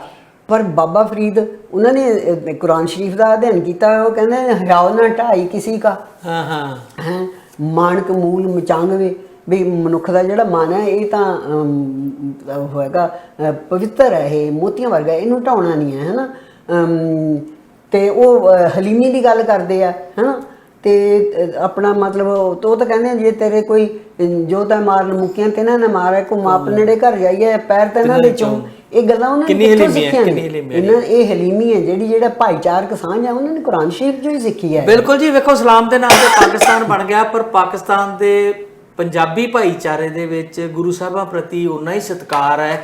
ਅਸੀਂ ਹੁਣ ਜਦੋਂ ਕਦੀ ਉਹਨਾਂ ਲੋਕਾਂ ਨੂੰ ਮਿਲਦੇ ਆ ਜਾਂ ਉਹਨਾਂ ਨਾਲ ਗੱਲ ਕਰਨ ਦਾ ਮੌਕਾ ਮਿਲਦਾ, ਉਹਨਾਂ ਨੇ ਵੀ ਹੁਣ ਉਹ ਕੱਟੜਪਣ ਤੋਂ ਬਾਹਰ ਆ ਕੇ ਜਿਹੜਾ ਇੱਕ ਸਾਂਝੀ ਵਾਲਤਾ ਦਾ ਧਰਮ ਆ, ਉਹਦੇ ਪੋਜ਼ਿਟਿਵ ਜਿਹੜੇ ਪੱਖ ਆ ਉਹਨਾਂ ਨੂੰ ਇਹ ਪਹਿਲਾਂ ਵੀ ਅਪਣਾਉਣਾ ਸੰਤਾਲੀ ਤੋਂ ਪਹਿਲਾਂ ਵੀ ਇਸ ਕਿਸਮ ਦੀ ਕੱਟੜਤਾ ਹੈ ਨਹੀਂ ਸੀ। ਇਹ ਇੱਕ ਰਾਜਨੀਤੀ ਜਦੋਂ ਧਰਮ ਨੂੰ ਵਰਤਦੀ ਹੈ ਨਾ, ਉਦੋਂ ਇਹ ਬਖਾਤ ਨੇ ਜਿਹੜੇ ਉਹ ਸਾਰੇ ਪੈਦਾ ਹੁੰਦੇ ਨੇ। ਤੁਹਾਨੂੰ ਮੈਂ ਇੱਕ ਇੰਟਰਸਟਿੰਗ ਗੱਲ ਦੱਸਾਂ, ਉਦੋਂ ਹਾਲੇ ਕਰਤਾਰਪੁਰ ਸਾਹਿਬ ਦਾ ਲਾਂਘਾ ਨਹੀਂ ਸੀ ਬਣਿਆ ਤੇ ਆਪਣਾ ਇਸ ਢੰਗ ਨਾਲ ਲੋਕੀ ਜਾ ਨਹੀਂ ਸੀ ਸਕਦੇ ਉੱਥੇ। ਹੁਣ ਮੈਂ ਤੁਹਾਡੇ ਨਾਲ ਸ਼ਾਇਦ ਗੁਲਾਮ ਮੁਸਤਫਾ ਡੋਗਰ ਦੀ ਪਹਿਲਾਂ ਵੀ ਗੱਲ ਕੀਤੀ ਹਾਂਜੀ ਹਾਂ, ਉਹ ਕਹਿੰਦੇ ਫਰਾਈਡੇ ਸੀਗਾ ਉਦਣ ਵੀ ਮੈਂ ਦੇਖਣ ਚਲਿਆ ਗਿਆ ਕਰਤਾਰਪੁਰ ਸਾਹਿਬ। ਮੈਂ ਪਹਿਲਾਂ ਨਹੀਂ ਸੀ ਗਿਆ ਤੇ ਮੈਂ ਉੱਥੇ ਉਹਨਾਂ ਨੂੰ ਲੰਮੀ ਕਹਾਣੀ ਉਹਨਾਂ ਤਾਂ ਦਿੱਤੀ ਹੋਈ ਹੈ ਵੀ ਉਹਨੂੰ ਪੁੱਛਿਆ, ਜੋ ਵੀ ਉੱਥੇ ਸੇਵਾਦਾਰ ਸੀ ਜੋ ਵੀ ਕੋਈ ਹੋਊਗਾ ਉਹ ਤੋਂ ਪੁੱਛ ਕੇ ਵੀ ਕੀ ਸਥਾਨ ਹੈ ਕਿਵੇਂ ਹੈ।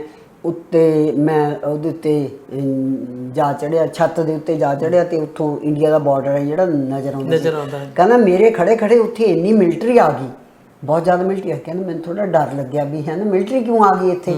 ਤੇ ਕਹਿੰਦਾ ਮੈਂ ਥੱਲੇ ਉਤਰਿਆ ਆ, ਉਤਰ ਕੇ ਕਹਿੰਦਾ ਮੈਂ ਉੱਥੇ ਬੈਂਚ ਤੇ ਬੈਠ ਗਿਆ ਇੱਕ ਤੇ ਇੱਕ ਫੌਜੀ ਸੀਗਾ, ਬਿਲੀਆਂ ਅੱਖਾਂ ਵਾਲਾ ਸੀ ਪਰ ਪੰਜਾਬੀ ਬੋਲਦਾ ਸੀ। ਕਹਿੰਦਾ ਮੈਂ ਉਹਨੂੰ ਕਿਹਾ ਵੀ ਤੂੰ ਤਾਂ ਪਠਾਨ ਹੈ, ਪੰਜਾਬੀ ਕਿਵੇਂ ਬੋਲਦਾ। ਉਹ ਹੱਸ ਪਿਆ, ਕਹਿੰਦਾ ਮੇਰੇ ਪੁਰਖ ਨੇ ਜਿਹੜੇ ਉਹ ਵੀ ਹਾਂ ਅਸੀਂ ਪਠਾਨ ਹੈ, ਪਠਾਣਾ ਜੀ ਰਿਸ਼ਤਾ ਕਰਦੇ ਨੇ, ਇਸ ਕਰਕੇ ਉਹਨਾਂ ਦੇ ਜਿਹੜੇ ਹੈਗੇ ਨੇ ਨਾ ਟ੍ਰੇਡਸ ਨੇ, ਉਹ ਨੈਣ ਨਕਸ਼ ਨੇ, ਉਹ ਉਹੀ ਰਹਿੰਦੇ ਆ। ਉਹ ਕਹਿੰਦਾ ਵੀ ਮੇਰੇ ਪੁਰਖ ਤਾਂ ਹੁਸ਼ਿਆਰਪੁਰ ਤੋਂ ਮਾਈਗ੍ਰੇਟ ਹੋ ਕੇ ਆਏ ਨੇ ਇੱਥੇ ਹੈ ਨਾ। ਤੇ ਕਹਿੰਦਾ ਮੈਂ ਫਿਰ ਪੁੱਛਿਆ ਵੀ ਉਹਨਾਂ ਦਾ ਕੋਈ ਬ੍ਰਿਗੇਡੀਅਰ ਜਾਂ ਵੱਡਾ ਅਫਸਰ ਸੀਗਾ ਤੇ ਉਹਦੇ ਨਾਲ ਮੈਂ ਡਰਦੇ ਨੇ ਗੱਲ ਕੀਤੀ ਵੀ ਇੱਥੇ ਸਾਰੀ ਮਿਲਟਰੀ ਕਿਉਂ ਆਈ ਹੈ ਅੱਜ। ਉਹ ਕਹਿੰਦਾ ਹਰ ਫਰਾਈਡੇ ਨੂੰ ਜਿਹੜੇ ਇੱਥੇ ਆਲੇ ਦਾਲੇ ਮਤਲਬ ਲੱਗੀ ਹੋਈ ਹੈ ਬਾਰਡਰ ਤੇ, ਉਹ ਉੱਥੇ ਕਰਤਾਰਪੁਰ ਸਾਹਿਬ ਕਿਉਂਕਿ ਉੱਥੇ ਗੁਰੂ ਨਾਨਕ ਪਾਤਸ਼ਾਹ ਦੀ ਉਹਨਾਂ ਨੇ ਕਬਰ ਵੀ ਬਣਾਈ ਹੋਈ ਹੈ ਤੇ ਉੱਥੇ ਇਬਾਦਤ ਕਰਨ ਆਉਂਦੇ ਨੇ, ਉਹ ਨਮਾਜ਼ ਪੜ੍ਹਦੇ ਆ ਉੱਥੇ ਆ ਕੇ। ਤੁਸੀਂ ਦੇਖੋ ਇਹ ਕਿੱਡੀ ਵੱਡੀ ਮਤਲਬ ਸਰਬ ਸਾਂਝੀ ਵਾਲਤਾ ਦੀ ਗੱਲ ਜਦੋਂ ਆਪਾਂ ਕਰਦੇ ਆ ਤਾਂ ਬਿਲਕੁਲ ਗੁਰੂ ਗ੍ਰੰਥ ਸਾਹਿਬ ਦੇ ਸੰਦਰਭ 'ਚ ਅਸੀਂ ਗੱਲ ਕਰ ਰਹੇ ਹਾਂ ਤੇ ਇਹ ਬਿਲਕੁਲ ਸਰਬ ਸਾਂਝੀ ਵਾਲਤਾ ਦਾ ਧਰਮ ਹੈ। ਕੋਈ ਇਸਲਾਮ ਧਰਮ ਵਾਲਾ ਵਿਅਕਤੀ ਵੀ ਇਹਦੇ 'ਚ ਸ਼ਰਧਾ ਰੱਖ ਸਕਦਾ, ਕੋਈ ਹਿੰਦੂ, ਕੋਈ ਈਸਾਈ, ਕੋਈ ਹੋਰ ਪਾਰਸੀ, ਜਿਹੜਾ ਵਿਅਕਤੀ ਵੀ ਗੁਰੂ ਘਰ ਆਉਂਦਾ ਉਹਨੂੰ ਬਰਾਬਰ ਦਾ ਦਰਜਾ ਮਿਲਦਾ ਤੇ ਬਰਾਬਰ ਦਾ ਸਤਿਕਾਰ ਮਿਲਦਾ। ਇਹ ਕੋਈ ਜ਼ਰੂਰੀ ਨਹੀਂ ਹੈ ਕਿ ਕੋਈ ਪਗੜੀ ਵਾਲਾ ਹੀ ਗੁਰੂ ਸਾਹਿਬ ਦਾ ਗਰੰਟੀ ਲੈ ਸਕਦਾ ਹੈ ਕਿ ਮੈਂ ਗੁਰੂ ਦਾ ਸਿੱਖ ਹਾਂ, ਦੂਜਾ ਗੁਰੂ ਦਾ ਸਿੱਖ ਨਹੀਂ। ਮੈਂ ਤਾਂ ਕਿਤੇ ਹੈ ਹੀ ਨਹੀਂ ਹਾਂ, ਤੁਸੀਂ ਗੁਰੂ ਵਾਲੇ ਹੋਵੋ, ਇਹ ਨਹੀਂ ਹੈਗਾ ਵੀ ਗੁਰੂ ਤੇ ਸਾਡਾ ਕੰਮ। ਡਾਕਟਰ ਸਾਹਿਬ ਹੋਏ ਤਾਂ ਗਿਆ ਨਾ, ਅਸੀਂ ਬਾਈ ਬਰਥ ਜਿਹੜੇ ਸਿੱਖੀਜ਼ਮ 'ਚ ਪੈਦਾ ਹੋ ਜਾਂਦੇ, ਸਾਨੂੰ ਲੱਗਦਾ ਅਸੀਂ ਤੇ ਸਿੱਖ ਹੈਗੇ ਹੀ ਆ ਨਾ। ਬਾਕੀ ਜਿਹੜੇ ਬਾਕੀ ਗੱਲਾਂ ਫੇਰ ਸਿੱਖ ਬਣਨਾ ਕੋਈ ਨਹੀਂ ਹਟਾ ਸਕਦਾ। ਸਿੱਖ ਬਣਨਾ ਤੇ ਵਿਚਾਰਧਾਰਾ ਨਾਲ ਜੁੜੀ ਹੋਈ ਗੱਲ ਆ। ਕੱਲਾ ਸਿੱਖ ਪਰਿਵਾਰ 'ਚ ਜਨਮ ਲੈਣ ਨਾਲ ਸਿੱਖ ਨਹੀਂ ਬਣਿਆ ਜਾ ਸਕਦਾ ਤੇ ਨਾ ਹੀ ਕੋਈ ਪਗੜੀਧਾਰੀ ਵਿਅਕਤੀ ਇਹ ਦਾਅਵਾ ਕਰ ਸਕਦਾ ਕਿ ਮੈਂ ਗੁਰੂ ਦਾ ਸੱਚਾ ਸਿੱਖ ਹਾਂ। ਗੁਰੂ ਦਾ ਸਿੱਖ ਬਣਨ ਲਈ ਮੇਰੇ ਖਿਆਲ ਗੁਰੂ ਦੀ ਵਿਚਾਰਧਾਰਾ ਤੇ ਚੱਲਣਾ ਪੈਂਦਾ, ਬਹੁਤ ਜ਼ਰੂਰੀ ਹੈ। ਡਾਕਟਰ ਸਾਹਿਬ ਅੱਜ ਦੇ ਦਿਨ ਲਈ ਬਹੁਤ ਤੁਹਾਡਾ ਪੰਜ ਕਕਾਰ ਧਾਰਨ ਕਰ ਸਕਦਾ, ਅੰਮ੍ਰਿਤ ਛਕ ਸਕਦਾ, ਉਹਦੀ ਸ਼ਾਬਾਸ਼ ਹੈ ਜੀ, ਗੁਰੂ ਵਾਲਾ ਹੋਵੇ ਉਹ ਹੈ ਨਾ। ਤੇ ਬਾਕੀ ਮਤਲਬ ਜੋ ਜੀ ਆਵੇ ਸੋ ਰਾਜੀ ਜਾਵੇ, ਮਤਲਬ ਉਹ ਵੀ ਗੁਰੂ ਨੂੰ ਆਪਣਾ ਬੰਧਕ ਨਹੀਂ ਬਣਾ ਸਕਦਾ। ਨਹੀਂ ਬੰਧਕ ਨਹੀਂ ਉਹ ਨਹੀਂ ਕਹਿ ਸਕਦਾ ਉਹ ਗੁਰੂ ਦੇ ਬੰਧਨ 'ਚ ਰਹੂਗਾ, ਗੁਰੂ ਉਹਦੇ ਬੰਧਨ 'ਚ ਨਹੀਂ ਹੈ। ਉਹ ਨਹੀਂ ਕਹਿ ਸਕਦਾ ਕਿ ਮੈਂ ਬਹੁਤ ਵੱਡਾ ਹੋ ਗਿਆ, ਗੁਰੂ ਵਾਲਾ ਹੋਣਾ ਨਾ ਕਿ ਗੁਰੂ ਨੇ ਮੇਰਾ ਹੋਣਾ ਜੀ। ਡਾਕਟਰ ਸਾਹਿਬ ਬਹੁਤ ਬਹੁਤ ਸ਼ੁਕਰੀਆ ਅੱਜ ਦੇ ਦਿਨ ਲਈ, ਇਹਦੇ ਲਈ ਬਹੁਤ ਤੁਸੀਂ ਵਧੀਆ ਵਿਚਾਰ ਦਿੱਤੇ, ਬਹੁਤ ਧੰਨਵਾਦ। ਆਪਾਂ ਦੂਜੀ ਸੈਗਮੈਂਟ 'ਚ ਕੁਝ ਹੋਰ ਗੱਲਾਂ ਕਰਾਂਗੇ। ਬਹੁਤ ਬਹੁਤ ਸ਼ੁਕਰੀਆ ਜੀ ਤੁਹਾਡਾ, ਧੰਨਵਾਦ।